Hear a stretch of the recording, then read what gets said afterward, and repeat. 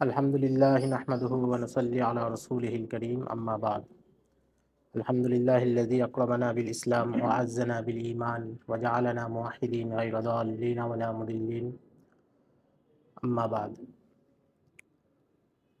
আল্লাহ রাব্বুল আলামিনের শুকরিয়া আদায় করছি যে আমরা আমাদের সিরাতের মজলিসের তৃতীয় মজলিসে উপস্থিত হতে পেরেছি এবং কিছু আলোচনা করার সুযোগ পাচ্ছি। আসলে যে কোনো ন্যাক আমল সেটা করতে পারাই এটা আল্লাহর একটা রহমতের অন্তর্গত এবং ন্যাক আমল করতে পারারও একটা শুকরিয়া থাকে। একটা তো হচ্ছে বাহ্যিক শুকরিয়া, যেটা আলহামদুলিল্লাহ বলার মাধ্যমেই প্রাথমিক পর্যায়ে। আর দ্বিতীয় পর্যায়ে আরো উচ্চ স্তরের শুকরিয়া হচ্ছে ওই ন্যাক আমলটা আরো বেশি, বেশি করে করা। তো ফলে আমরা যে সিরাতের মজলিসে উপস্থিত হতে পেরেছি, এটার একটা শুকরিয়া তো হচ্ছে অন্তরের গভীর থেকে আলহামদুলিল্লাহ বলা। আর দ্বিতীয় এর চাইতে উচ্চ স্তরের শুকরিয়া হচ্ছে যে আমাদের বাকি সময়গুলোতে আরো বেশি, বেশি সিরাতের চর্চা করা। এখানে মজলিস সবসময় হতে হবে জরুরি না, বা অন্য কোথাও হতে পারে, নাও হতে পারে। কিন্তু আমাদের ব্যক্তিগত চর্চাটা জারি রাখা জরুরি। কারণ সিরাত আমাদের জন্য একটা আলোকবর্তিকা। সিরাতের মূল বিষয় হচ্ছে আমাদের জন্য এটা হেদায়েতের উপকরণ। পুরো ইসলামী শরিয়াতটাই আসলে সিরাত। কারণ ইসলামী শরিয়ায় যা, যা আছে এগুলো সবকিছুই সিরাতে আছে। নবীজি এটা বাস্তবায়ন করেছেন, অথবা নবীজির সামনে সাহাবীরা বাস্তবায়ন করেছেন, নবীজি ভুল সংশোধন করেছেন, অথবা তাদের কাজের সম্মতি প্রদান করেছেন। আমাদের প্রথম পর্বে আলোচনাটা একটু লম্বা হয়ে গিয়েছিল। আজকে আশা করি হবে না। তো প্রথম পর্বে আমরা নবীজির দাওয়াতের কথা আলোচনা করেছি এবং এরপরে বলেছি যে আজকে হিজরত থেকে কিছু কথা বলবো।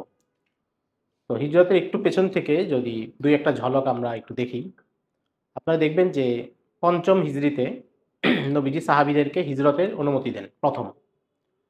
অর্থাৎ মক্কায় যখন নবীজি ৫ম হিজরি না, মানে নবুয়তের ৫ম বর্ষে, হিজরি তো মদিনায় হিজরতের পরে। নবীজি যখন মক্কায় প্রথম ইসলাম প্রচার করেন, তখন সাহাবায়ে কেরাম তীব্র নির্যাতনের শিকার হন। বিশেষ করে দরিদ্র সাহাবায়ে কেরাম বা যারা কোনো গোত্রের অধীনে, কোনো নেতার অধীনে দাস ছিলেন, কৃতদাস ছিলেন, তাদেরকে এই নির্যাতনটা করা হচ্ছিল। ধনী সাহাবায়ে কেরাম বা শীর্ষস্থানীয় ব্যক্তিরা সাধারণত নির্যাতিত হচ্ছিলেন না, অথবা তাদেরকে কেউ, কেউ নিরাপত্তা দিচ্ছিলেন।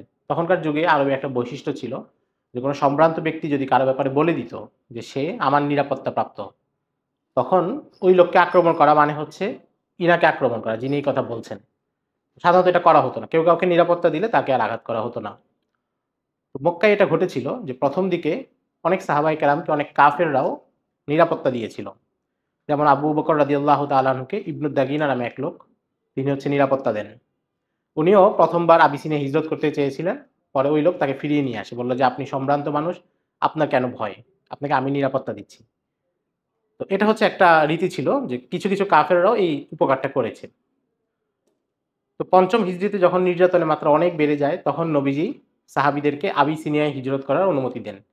এবং নবীজি বলেন যে সেখানকার যে বাদশা আছে সে খ্রিস্টান কিন্তু ন্যায়পরায়ণ, ইনসাফ আছে তার রাষ্ট্রে। আবিসিনিয়ার দূরত্ব মদিনা থেকে খুব বেশি দূরের ছিল না। মদিনা থেকে জেদ্দা যেতে হতো, যেটা তখনকার হিসেবে ২ দিনের মতো সময় লাগত। আর সেখান থেকে সাগর পার হলেই আবিসিনিয়া, যেটা বর্তমানে ইথিওপিয়া, আফ্রিকা মহাদেশে পড়েছে। তো সাধারণত আমরা যেটা সিরাতটা পড়ার সময় আমরা যেটা লক্ষ্য করি যে মক্কায় নির্যাতন হচ্ছে, এইজন্য সাহাবায়ে কেরামকে অনুমতি দেয়া হচ্ছে আবিসিনিয়া হিজরত করতে যাওয়ার জন্য।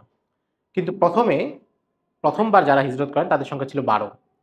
আপনারা দেখবেন যে এদের অনেকেই মক্কার উচ্চপদস্থ সাহাবায়ে কেরাম এবং যারা নির্যাতনের শিকার হচ্ছিলেন না। যেমন ওসমান রাদিয়াল্লাহু তাআলা আনহু, তিনি প্রথমবার হিজরত করেছেন এবং তিনি কিন্তু মক্কায় নির্যাতিত হচ্ছিলেন না। তো তাহলে এটা কি শুধুই নির্যাতনের কারণে, নাকি এর পেছনে অন্য কোনো হিকমতও আছে? অনেক সিরাতবিদ লেখকরা, বিশেষ করে ডক্টর হামিদুল্লাহ সহ অন্যরা বলেছেন যে এখানে নবীজির আরেকটা মাকসাদও ছিল। সেটা হচ্ছে হিজরতের ভূমি হিসেবে আবিসিনিয়ার অবস্থানটা কেমন হবে সেটা পর্যবেক্ষণের জন্য শীর্ষস্থানীয় সাহাবায়ে কেরামকে পাঠানো। আমরা যখন সিরাত পড়ি বা ইতিহাসে কোনো একটা ধারা বিবরণী পড়ি, তখন একটা সমস্যা হয়। সমস্যা হয় কি? আমরা যেহেতু আগে থেকে জানি যে কোন ঘটনার পরে কোনটা ঘটবে, তো ফলে মাঝখানে কোনো একটা ঘটনাকে আমরা আলাদাভাবে চিন্তা করতে পারি না। যেহেতু পরের ঘটনাটা আমরা জানি। আমরা যেহেতু জানি যে মদিনায় কিছুদিন পরে সাহাবায়ে কেরাম হিজরত করবেন, ফলে আবিসিনিয়া হিজরতের সময়কার মুসলমানদের যে মানসিক অবস্থা, এটা আমরা পরিপূর্ণ ধরতে পারি না। আমরা যেহেতু এখন পুরো ইতিহাসটাকে এক চিত্রে দেখছি, আমরা জানি কোন ঘটনার পরে কোন ঘটনা ঘটবে। কিন্তু সাহাবায়ে কেরাম এবং নবীজি কিন্তু জানতেন না যে কোন ঘটনার পরে কোন ঘটনা ঘটবে। তো তো ফলে পঞ্চম হিজরি ঘটনা আমরা যখন পড়ি আমরা জানি যে নবীজি তো এখানে হিজরত করবেন না বা মুসলমানরা হিজরত করবেন না, তারা মদিনা হিজরত করবে। কিন্তু যেই সাহাবীরা সেখানে হিজরত করছেন বা নবীজিও তখনও জানতেন না যে ভবিষ্যতে তিনি কোথায় হিজরত করবেন। তো ফলে আবিসিনিয়ার যে হিজরত, এটার একটা বড় গুরুত্বপূর্ণ জায়গা ছিল যেখানে নবীজি সে অঞ্চল যাচাই করতে সাহাবায়ে কেরামকে পাঠিয়েছেন, কারণ এমন অনেক সাহাবায়ে কেরাম গিয়েছেন যারা নির্যাতিত হচ্ছিলেন না। তো তারা সেখানে মোট ২ বার হিজরত করেন, পরের বার ৮৪ জন হিজরত করেন, প্রথমবার অল্প কিছু হিজরত করেন এবং এনারা লম্বা সময় সেখানে ছিলেন। খাইবারের যুদ্ধের পরে তারা মদিনায় ফিরে এসেছেন, মোটামুটি প্রায় ১৩-১৪ বছর তারা আবিসিনিয়াতে ছিলেন। তো আবিসিনিয়ার যে ঘটনা প্রবাহ এটা আমরা জানি যে তাদেরকে ফিরিয়ে আনার জন্য কুরাইশরা লোক পাঠিয়েছিল। আমর ইবনুল আস গিয়েছিলেন এবং তিনি সেখানে যাওয়ার পরে বাদশা নাজ্জাশীকে যখন বলেছিলেন যে আমাদের রাজ্যের কিছু লোক সেখানে ঝামেলা করে আপনার এখানে চলে আসছে। তো তখন তিনি তাদেরকে ডেকেছেন এবং সাহাবায়ে কেরাম এসেছেন। জাফর ইবনে আবু তালিব রাদিয়াল্লাহু তাআলা আনহু তিনি একটা লম্বা আলোচনা করেছেন সেখানে। অনেক হৃদয়গ্রাহী, এটা আপনারা সিরাতের কিতাবে পড়েছেন। তিনি বলেছেন যে আমরা কুন্না কওমান আলা শিরক, আমরা এর আগে শিরক করতাম। না'বুদুল আওসান ওয়া নাকুলুল মাইতা, আমরা মূর্তির পূজা করতাম, মৃত প্রাণীকে খেতাম। নাস্তাহিল্লুল মাহারিম ওয়াদ দিমা, শরীয়তের যে বিধি নিষেধ, মাহারিম এমন সম্পর্ক যে সম্পর্ক রক্ষা করতে হয়, যে রক্তপাত করা যায় না, সেগুলোকে আমরা বৈধ করে ফেলছিলাম। এটা বলে তিনি আরবের তৎকালীন সমাজ ব্যবস্থার পরিচয় দিয়েছেন। এরপরে নবীজির কথা বলেছেন যে নবীজি এসে আমাদেরকে কি হেদায়েত দিয়েছেন। তো যাই হোক, নাজ্জাশী এরপরে প্রভাবিত হয় এবং তিনি ইসলাম আনেন এবং কুরাইশদের যে কাফেলা গিয়েছিল সেটা ব্যর্থ হয়। কিন্তু মক্কার যে পরিস্থিতি সেটা কিন্তু উন্নতি ঘটছিল না এবং এর মধ্যে আপনারা জানেন যে শিহাবে আবু তালিবের যে অবরোধ, নবীজি এবং শুধু নবীজি না, বনু হাশিম এবং বনু আব্দুল মোত্তালিব উভয় গোত্রকে অবরোধ করে ফেলা হয়। কুরাইশরা ঘোষণা দেয় যে তারা যদি, যারা মুসলমান হয়েছে তারা যদি ইসলাম ত্যাগ না করে তাহলে তাদেরকে সামাজিকভাবে বয়কট করা হবে। সামাজিকভাবে বয়কট মানে তার কাছে কেউ পণ্য বিক্রি করবে না, সে কারো কাছ থেকে পণ্য কিনতে পারবে না, তার সাথে কেউ বিবাহ বন্ধনে আবদ্ধ হবে না, কেউ তাকে সাহায্য করবে না এবং কোনো সামাজিক অনুষ্ঠানে সে অংশগ্রহণ নিতে পারবে না। এখনকার যে সমাজ ব্যবস্থা, এখানে কিন্তু সমাজের কাঠামোটা এরকম না। কিন্তু মক্কার যে গোত্রীয় সমাজ ব্যবস্থা ছিল সেখানে কিন্তু এটা খুবই জটিল বিষয়। কাউকে যদি তার গোত্রচ্যুত করে ফেলা হয় তাহলে সে বাঁচার মতো অবস্থা নেই। আমাদের এখানে তো একজন মানুষ একাও সমাজ জীবন কাটাই দিতে পারবে তার সমাজের সাথে বিচ্ছিন্ন থেকে। এটা কিন্তু আবার গ্রামাঞ্চলে পারবে না। ঢাকা শহরে জীবন একরকম, গ্রামে কিন্তু জীবন আরেক রকম। তো মক্কার সেই সমাজে কাউকে এই ধরনের অবরোধ করা এটা খুব কঠিন ব্যাপার। এবং এটা আমরা যদি মক্কার গোত্রীয় ব্যাপারগুলো বুঝি তাহলে বুঝবো যে হিজরত করাটা কত কঠিন ছিল। যারা আবিসিনিয়াতে হিজরত করেছেন এটা কিন্তু সহজ ব্যাপার ছিল না যে একটা জায়গা থেকে চলে যাচ্ছেন আমাদের দেশের মতো, তিনি আরেকটা দেশে যাবেন তারপরে এখান থেকে বিকাশের মাধ্যমে বা ব্যাংকের মাধ্যমে টাকা পয়সা নিবেন, এমন কিছু ছিল না। প্রথমত তারা কোনো অর্থ নিতে পারতেছিলেন না, তাদের যে স্থাবর সম্পত্তি বা অন্য কিছু ছিল সেটা বিক্রি করেও যেতে পারতেছিলেন না, যেহেতু কারণ তারা যাচ্ছিলেন গোপনে। তারা যদি এগুলো বিক্রি করতে যান বা টাকা জমা করতে যান তাহলে কুরাইশরা জেনে যাবে। তারা যাচ্ছেন নতুন একটা পরিবেশে এবং সেখানে অবস্থাটা কি, এখন তো ধরেন কেউ যদি এক এলাকা থেকে আরেক এলাকায় যায় তার টাকা পয়সা যেমন থাকবে সেই হিসাবে সে সমাজে চলতে পারবে।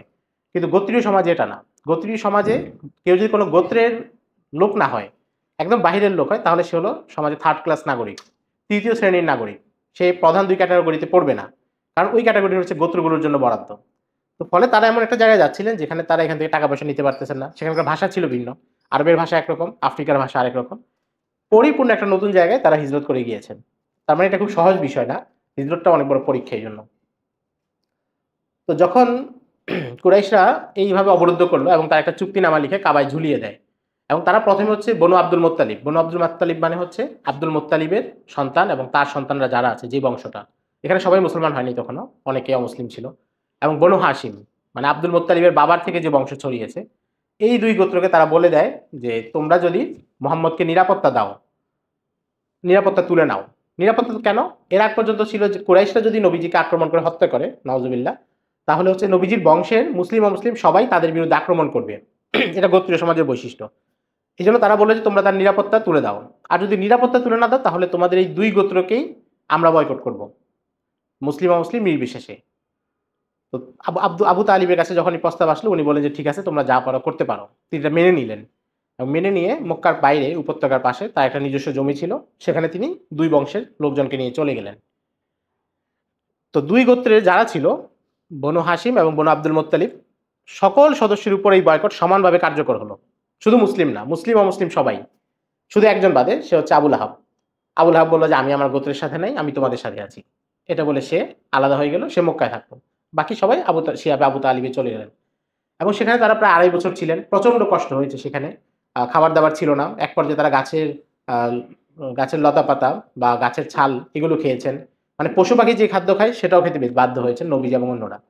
এবং সেখানে কিন্তু অমুসলিম যারা ছিল তারাও এই নির্যাতন সহ্য করেছে। তারা কিন্তু নবীজির প্রতি ইসলাম আনে নাই, কিন্তু গোত্রীয় সম্পর্কের কারণে নবীজিকে সাহায্য করতে রাজি ছিল।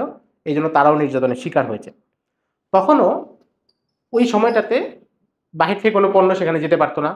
মদিনা থেকে যদি কোনো কাফেলা আসতো, আবু জাহেল গিয়ে বলে দিত যে তোমরা তাদেরকে যেই দামে বিক্রি করবে আমি এর চাইতে ৩-৪ গুণ দাম বেশি দিচ্ছি, তো তোমরা আমাকে দিয়ে দাও। এবং কেউ কোনো সম্পর্ক রাখতে পারতো না, যোগাযোগ রাখতে পারতো না। কিন্তু সেই সময়েও ১-২ জন মানুষ কাফের কিন্তু সেখানে সাহায্য পাঠাতেন। এমন একজন ছিলেন মুতাইম ইবনে আদি। তিনি কুরাইশদের একজন বড় নেতা ছিলেন। তিনি প্রায়ই উনার বিভিন্ন উটে করে খাদ্য সামগ্রী ওখানে পাঠিয়ে দিতেন গোপনে, কুরাইশরা যেন জানতে না পারে। তো একজন সিরাত লেখকের লেখায় দেখলাম তিনি একটা আনুমানিক হিসাব করে দেখিয়েছেন যে উনি যে পরিমাণ সাহায্য করেছেন, মানে আমাদের টাকা হিসেবে করলে ৩০-৪০ লক্ষ টাকার সাহায্য বা খাবার ওই যুগ হিসেবে তিনি পাঠিয়েছেন। মানুষ তো ওখানে খুব বেশি ছিল না। তো মুতিম ইবনে আদির এই ব্যাপারটা নবীজি পরে স্মরণ করেছেন এবং তাকে সম্মান দিয়েছেন। তিনি ইসলাম গ্রহণ করতে পারেননি, হিজরতের আগে পরে ইন্তেকাল করেছেন। যখন বদরের যুদ্ধে কুরাইশরা বন্দী হয় আসে, নবীজি তখন বলেছিলেন যে আজকে যদি মুতিম ইবনে আদি জীবিত থাকতো এবং আমাকে অনুরোধ করতো এদেরকে মুক্তি দেওয়ার জন্য, তাহলে আমি মুক্তি দিতাম।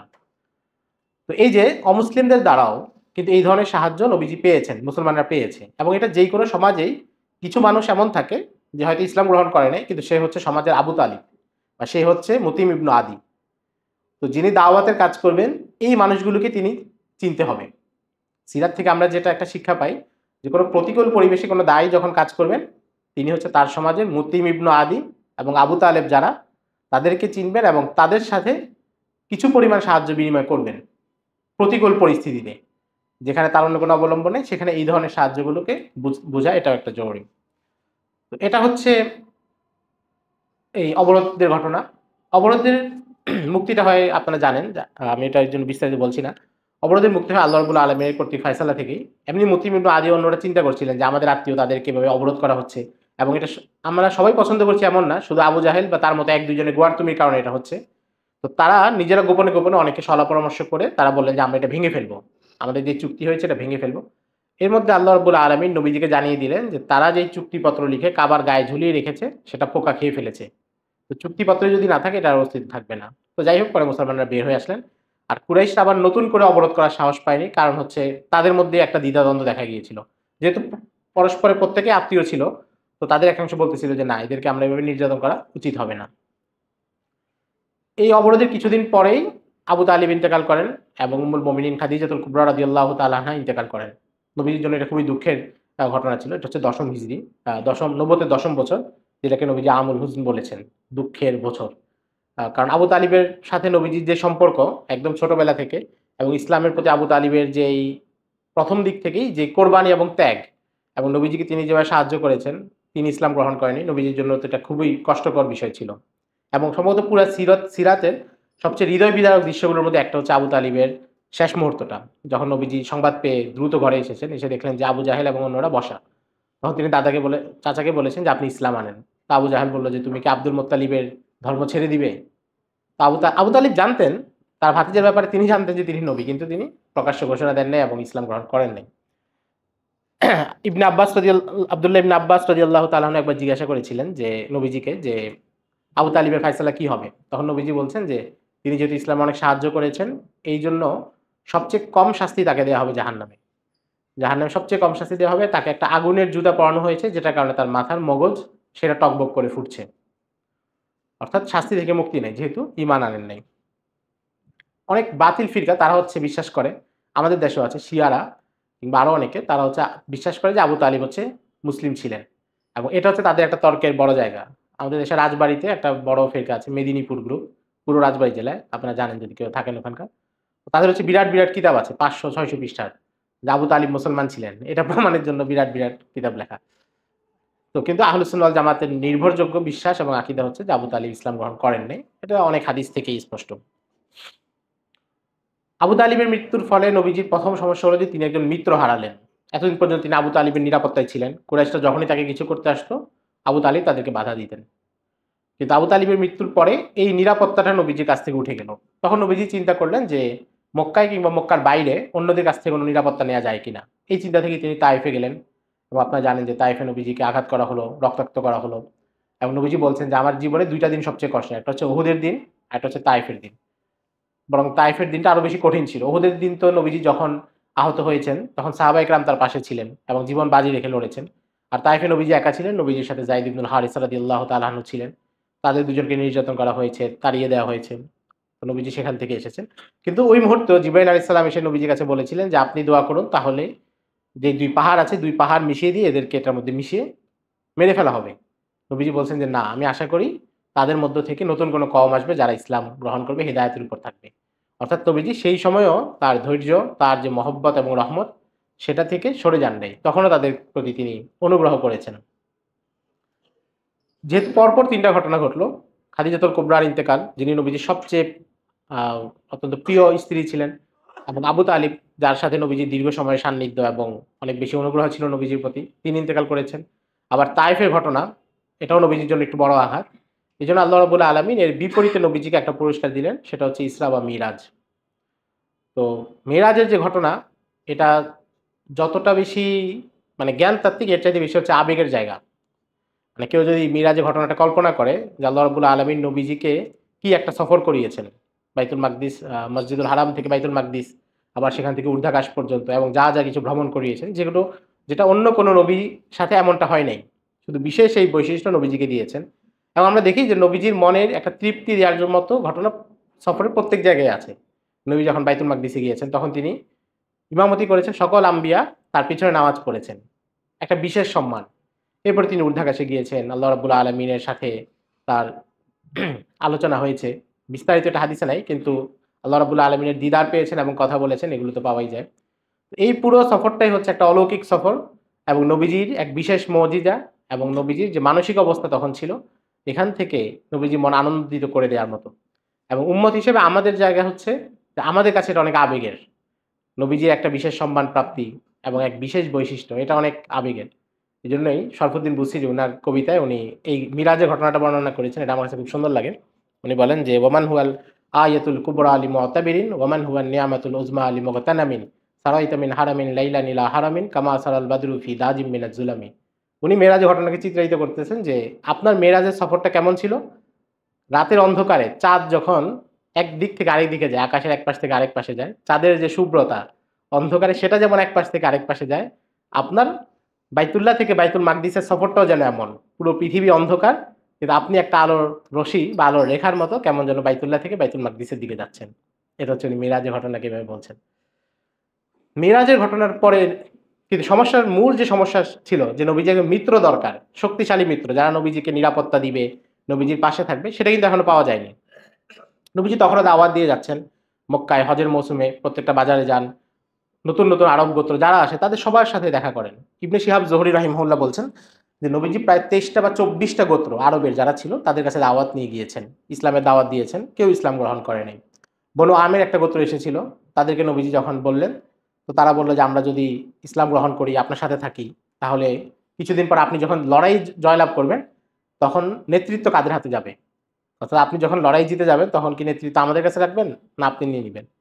নবীজি বললেন যে, "নেতৃত্ব তো আল্লাহর ইচ্ছা। আল্লাহ যাকে ইচ্ছা তাকে দান করেন।" তো তারা বলল যে, "না, যদি আমরা লড়াই করি কিন্তু নেতৃত্বের নিশ্চয়তা না থাকে, তাইলে আমরা আপনার পাশে থাকব না।" তারা ইসলাম গ্রহণ করেনি। তারা চলে গেছে। আরো অনেক গোত্র ছিল। কেউ বলছে যে, "আপনার কথা সুন্দর।" কেউ বলছে যে, "হ্যাঁ, এরকম কথা তো আমরাও কোনো নবীর কাছ থেকে শুনেছি। আমাদের কোনো কিতাবে আছে।" কিন্তু কেউই ইসলাম গ্রহণ করে নাই বা নবীজিকে নিরাপত্তা দেয় নাই। অল্প ৪-৫ জনের কথা জানা যায়, যারা বিভিন্ন গোত্র থেকে ইসলাম গ্রহণ করেছেন ব্যক্তিগতভাবে, কিন্তু সামগ্রিকভাবে সাহায্যের কোনো আশ্বাস আসেনি। এর মধ্যে নবুয়তের একাদশ বছরে মদিনা থেকে কিছু লোকজন আসলেন মক্কায়, হজের মৌসুম, এবং তারা ছিলেন ৬ জন, ছোট একটা কাফেলা। এবং এই ৬ জনের মধ্যে নেতা ছিলেন আসাদ ইবনে জুরারা। তো নবীজি তো সব বড় গোত্রকে দাওয়াত দিচ্ছেন, এবং বড় কাফেলা যারা আসছে তাদের সামনে কথা বলছেন, এবং নবীজি যেখানে দাওয়াত দিতে যেতেন, নবীজির পিছনে আবুল আহাব চলে আসতো। আবুল আহাব এসে চিৎকার করতো যে, "তোমরা এর কথা শোনো না, এ হচ্ছে মিথ্যাবাদী।" কখনো নবীজিকে পাথর মারতো, বালু মারতো। এগুলো সিরাতে কিতাবে আছেই। তো আসাদ ইবনে জুরারাদের এই কাফেলার কাছে নবীজি গিয়ে বললেন, "তোমরা কারা?" তো বলল যে, "আমরা মদিনা থেকে আসছি।" তো বলল যে, "কোন গোত্র?" বলল যে, "আমরা খাজরাজ।" তো বলল, "খাজরাজ তো হচ্ছে ইহুদীদের মিত্র।" অর্থাৎ নবীজি কিন্তু তাহলে মদিনার পরিস্থিতি সম্পর্কে জানতেন। এগুলো হচ্ছে ছোটখাটো বিষয়, কিন্তু এটা থেকে বোঝা যায়, কারণ মক্কা থেকে মদিনার দূরত্ব অনেক বেশি ছিল। কিন্তু নবীজি তাও সেখানকার পরিস্থিতি সম্পর্কে জানতেন। কে কার মিত্র এগুলো জানতেন। এটা হচ্ছে রাজনৈতিক সচেতনতা। নবীজি বললেন যে, "তোমরা কি খাজরাজের গোত্র? খাজরাজ ইহুদীদের মিত্র?" বলে যে, "হ্যাঁ।" এরপর নবীজি তাদেরকে দাওয়াত দিলেন, ইসলামের দাওয়াত। এবং দাওয়াতে তখন তারা 6 জন ইসলাম গ্রহণ করলেন। এবং এটা হচ্ছে আমরা বলতে পারি যে মদিনায় ইসলাম প্রবেশের এবং ইসলাম প্রচারের প্রথম ধাপ কিংবা হিজরতের ঘটনার প্রথম সূচনা বিন্দু। তারা 6 জন ইসলাম গ্রহণ করলেন এবং এর মধ্যে একজন ছিলেন জাবির ইবনে আব্দুল্লাহ, বিখ্যাত সাহাবী জাবির ইবনে আব্দুল্লাহ আল আনসারী, উনিও ইসলাম গ্রহণ করেন। তারা 6 জন মদিনায় পৌঁছে যান। মদিনায় গিয়ে তারা নিজেদের মধ্যে আলোচনা করেন, তাদের মাধ্যমে আরো কিছু মানুষ মুসলমান হয়। পরের বছর 12 জন সাহাবী আসেন মদিনা থেকে, আগের 6 জন আরো সাথী 6 জন। এদের মধ্যে উবাদা ইবনে সামিত রাদিয়াল্লাহু তাআলা আনহু ছিলেন এবং তারা এসে নবীজি সাল্লাল্লাহু আলাইহি সাল্লামের সাথে দেখা করেন এবং একটা বায়াত নেন, যেটাকে প্রথম বায়াতে আকাবা বলা হয়। এই বায়াতে নবীজি তাদেরকে বিভিন্ন বিষয়ে নির্দেশনা দেন, যেমন স্বাভাবিক দ্বীনে চলার জন্য যেগুলো, এগুলোই বলেছেন। যেমন তোমরা জিনা করবে না, চুরি করবে না, কাউকে মিথ্যা অপবাদ দিবে না, আল্লাহর সাথে কাউকে শরীক করবে না, এই ধরনের নির্দেশনা দেন তাদের বায়াতে। এই বায়াত নিয়ে তারা চলে যান এবং যাওয়ার সময় তাদের সাথে দেওয়া হয় মুসআব ইবনে উমাইর রাদিয়াল্লাহু তাআলা আনহুকে, যেন তিনি সেখানে ইসলাম প্রচার করতে পারেন এবং নতুন এই সাহাবীদেরকে কোরআনুল কারীমের তিলাওয়াত শিক্ষা দিতে পারেন এবং ইসলাম শরীয়তে যতটুকু বিধান অবতীর্ণ হয়েছে সেটা শিখাতে পারেন। মুসআব ইবনে উমাইর তাদের সাথে যান এবং পরের 1 বছর তিনি মদিনায় অবস্থান করেন। আপনারা মুসআব ইবনে উমাইরের কথা জানেন, মক্কার সবচেয়ে সেরা যুবকদের একজন ছিলেন, ধনী, অভিজাত, রুচিশীল, সব গুণ তার মধ্যে ছিল। কিন্তু তিনি দায়ী হিসেবে সেখানে 1 বছর কাজ করেন। এই 1 বছরের ফলাফল কি ছিল? জাবির ইবনে আব্দুল্লাহ রাদিয়াল্লাহু তাআলা আনহু থেকে মুসনাদ আহমদ ইবনে হাম্বলে একটা বর্ণনা আছে। তিনি বলেন, লাম ইয়াবকা দারুম মিন দুরিল আনসার ইল্লা ওয়া ফীহি রাহতুম মিনাল মুসলিমিন ইউযহিরুনাল ইসলাম। যে 1 বছর পরে দেখা গেল মদিনায় আনসারদের এমন কোনো ঘর নাই যেখানে কোনো মুসলমান নেই। অর্থাৎ আনসারদের সকল পরিবারে কেউ না কেউ এক অথবা একাধিক ইসলাম গ্রহণ করে ফেলেছে। ওয়ায়ুযহিরুনাল ইসলাম, এবং তারা নিজেদের ইসলামটা প্রচার করছে, প্রকাশ করছে। অর্থাৎ মক্কায় কিন্তু এটা সম্ভব হচ্ছিল না। মক্কায় তখন পর্যন্ত অনেকে ইসলাম গ্রহণ করছিল গোপনে এবং ইসলামের দাওয়াতে কাজ চালাতে হচ্ছিল কিছুটা গোপনে, কিছুটা প্রকাশ্যে। কিন্তু মদিনায় ইসলাম 1 বছরের মধ্যে সব আনসারদের ঘরে পৌঁছে গেছে এবং তারা সেটা প্রচার করছে, প্রকাশ করছে যে আমরা মুসলিম হয়ে গেছি। এটা কিন্তু একটা বিরাট পার্থক্য মক্কার পরিস্থিতির সাথে। তাহলে কথা হলো যে মক্কায় কেন এটা সম্ভব হলো না আর মদিনায় কেন সম্ভব হলো? মদিনায় কেন মুসলমানরা নিজেদের ইসলাম প্রকাশ করতে পারলেন? এটা বোঝার জন্য এটার মূল জায়গা হচ্ছে বুয়াসের যুদ্ধ। আপনারা বুয়াসের যুদ্ধের কথা শুনেছেন। সেটা হচ্ছে নবীজি মদিনায় হিজরত করার 10 বছর আগ থেকে একটা যুদ্ধ শুরু হয়েছিল আনসারদের 2 গোত্র আউস এবং খাজরাজদের মধ্যে, এবং এটা হচ্ছে 5-6 বছর চলেছে। নবীজি হিজরতের কিছুদিন আগে যুদ্ধটা থেমেছে। এর আগ পর্যন্ত এই যুদ্ধটা চলছিল। তো এই যুদ্ধের ফলাফলই হচ্ছে মদিনায় ইসলাম প্রবেশকে সহজ করে দেয় এবং এটা উম্মুল মুমিনিন আয়েশা রাদিয়াল্লাহু তাআলা আনহা বলেছেন। উম্মুল মুমিনিন বলছেন যে কানা ইয়াউমু বুআসিন ইয়াউমান কদ্দামাহু আল্লাহু লিরাসূলিহি সাল্লাল্লাহু আলাইহি ওয়াসাল্লাম কদিমা রাসূলুল্লাহ সাল্লাল্লাহু আলাইহি ওয়াসাল্লাম আল মাদিনা ওয়াফতারাকা মালাউহুম ওয়াফতারাকা মালাউহুম ওয়া কুতিলাত সারাওয়াতুহুম ওয়া খুররিজু ওয়া ওয়াজরিহু কদ্দামাহু আল্লাহু লিরাসূলিল্লাহি সাল্লাল্লাহু আলাইহি ওয়াসাল্লাম ফি দুখুলিহিম ফিল ইসলাম। বুখারী riwayat। উম্মুল মুমিনিন বলছেন যে আল্লাহ নবীজিকে বুয়াসের যুদ্ধ উপহার দিয়েছেন, কারণ বুয়াসের যুদ্ধের মাধ্যমে মদিনার আনসারদের যত বড় বড় নেতা ছিল সবাই মারা যায় এই যুদ্ধে, সবাই নিহত হয় অথবা আহত হয়। ফলে নবীজি যখন মদিনায় যাচ্ছেন তখন তাদের বড় শীর্ষস্থানীয় সিনিয়র কোনো নেতা সেখানে ছিল না, শুধু একজন জীবিত ছিল। সে হচ্ছে আব্দুল্লাহ ইবনে উবাই ইবনে সালুল, রাইসুল মুনাফিকিন বা মুনাফিকিনদের নেতা। একমাত্র সে ছাড়া তাদের সিনিয়র সবাই, মানে আবু জাহেল, ওতবা, সাইবা, রবিয়া, এই পর্যায়ের মানুষ যারা, মক্কার এই পর্যায়ের মানুষ মদিনায় যারা ছিল তারা সবাই বুয়াসের যুদ্ধে মারা যায়। তো ফলে তখন মদিনায় যারা ছিল তারা ছিলেন অপেক্ষাকৃত তরুণ, এবং অপেক্ষাকৃত তরুণ এবং সমাজের ওই অংশ যারা হচ্ছে এই হানাহানি দেখে বিরক্ত। ফলে সেখানে দাওয়াতের একটা পরিবেশ তৈরি হয়েছিল কেমন যেন, যেটা মক্কায় সহজ ছিল না। মক্কায় সমাজে প্রভাবশালী নেতারা, জাহিলিয়াতের সর্দাররা তারা ছিল, কিন্তু মদিনায় এটা ছিল না। মদিনায় শুধু আব্দুল্লাহ ইবনে উবাই ইবনে সালুল ছিল, এবং সে তখন বাহ্যিকভাবে ইসলাম গ্রহণ করেছিল একটা পর্যায়ে, সেটা ভিন্ন আলোচনা। মদিনা এটা হচ্ছে পার্থক্য মক্কা এবং মদিনা। যেহেতু বড় বড় সর্দাররা নাই, অপেক্ষাকৃত তরুণ, তারা ইসলামের দাওয়াত গ্রহণ করেছেন এবং দাওয়াত গ্রহণ করে তারা এটা প্রচার করেছেন। তো কিছুদিন যাওয়ার পরে সাহাবাই কেরাম নিজেদের মধ্যে আলোচনা করছেন। এটাও জাবির ইবনে আব্দুল্লাহ উনার বর্ণনা শেষ দিকে উনি বলছেন যে হাত্তা মাতা লা নাতরুকু হাত্তা মাতা নাতরুকু রাসূলুল্লাহ সাল্লাল্লাহু আলাইহি ওয়াসাল্লাম ইউতরাদু ফি জিবালি মক্কা ওয়া ইয়াখাফু। যে এক পর্যায়ে আমরা নিজেদের মধ্যে আলোচনা করলাম যে আমরা নবীজিকে আর কতদিন মক্কার সেই পাহাড়ের উপত্যকা ওখানে রেখে দিব, যেখানে নবীজিকে আতঙ্ক করা হয়, আতঙ্কিত করা হয়, ভয় দেখানো হয়, তাড়িয়ে বেড়ানো হয়। ওই জায়গায় আমরা নবীজিকে কতদিন রেখে দিব? চিন্তা করুন, আনসাররা কেন আনসার? এবং নবীজি এক হাদিসে বলেছেন যে আয়াতুল মুমিনি হুব্বুল আনসার, মুমিনের একটা বৈশিষ্ট্য হচ্ছে বা ইমানের বৈশিষ্ট্য হচ্ছে আনসারদেরকে ভালোবাসা। আনসারদেরকে ভালোবাসা এটাই স্বতন্ত্র একটা ইবাদত এবং ইমানের একটা নিদর্শন। আনসাররা ১ বছরের মধ্যে তারা নিজেদের জায়গায় গেলেন। ইসলাম গ্রহণ করার পরে তাদের প্রথম চিন্তা হচ্ছে যে আমরা নবীজিকে আর কতদিন মক্কায় রেখে দিব, এটা নিয়ে তারা আলোচনা করলেন। এবং পরের বছর যখন তারা হজে আসলেন তখন তারা সাথে আসলেন ৭২ জনের মতো মুসলমান ততদিনে হয়ে গেছেন, তারা হজের সফরে আসলেন। এবং এখানে এসে তারা আগে থেকেই আনসাররা প্ল্যান সাজিয়েছেন, চিন্তা করছেন যে আমরা নবীজিকে আমাদের কাছে নিয়ে আসবো বা নিরাপত্তা দিব, নবীজিকে মক্কায় একা রাখবো না। এটা আনসাররা আগে থেকে চিন্তা করছেন। এবং সেখানে দ্বিতীয় বাইয়াতে আকাবা হলো। এবং আপনারা যদি বাইয়াতে আকাবার ঘটনা পড়েন, এটা হয়েছিল একদম মধ্যরাতের পরে, আমরা বলতে পারি রাত ২টা-৩টার দিকে। এবং একটা গোপন জায়গায় ২ পাহাড়ের মাঝখানের উপত্যকায় নবীজি সাহাবীদের সাথে দেখা করেছেন, আনসারদের সাথে ৭২ জনের সাথে। এবং আলী রাদিয়াল্লাহু তাআলা আনহু এবং আবু বকর রাদিয়াল্লাহু তাআলা আনহু তাদেরকে দায়িত্ব ছিল তারা বাইরের পথে থাকবেন, কেউ আসলে ভিতরে দেখাবেন। এবং নবীজির সাথে নবীজির চাচা আব্বাস রাদিয়াল্লাহু তাআলা আনহু ছিলেন। এবং আপনারা যদি বর্ণনা দেখেন, আব্বাস রাদিয়াল্লাহু তাআলা আনহু যখন আসছেন তখন তিনিও এই আনসার যারা ৭২ জন সাহাবী তাদেরকে খুব বেশি আশ্বস্ত করতে পারছিলেন, বিশ্বাস করতে পারছিলেন না। আব্বাস রাদিয়াল্লাহু তাআলা তো ব্যবসা ছিল, তো ফলে মদিনার সিনিয়র লোকজনের সাথে তার পরিচয় ছিল।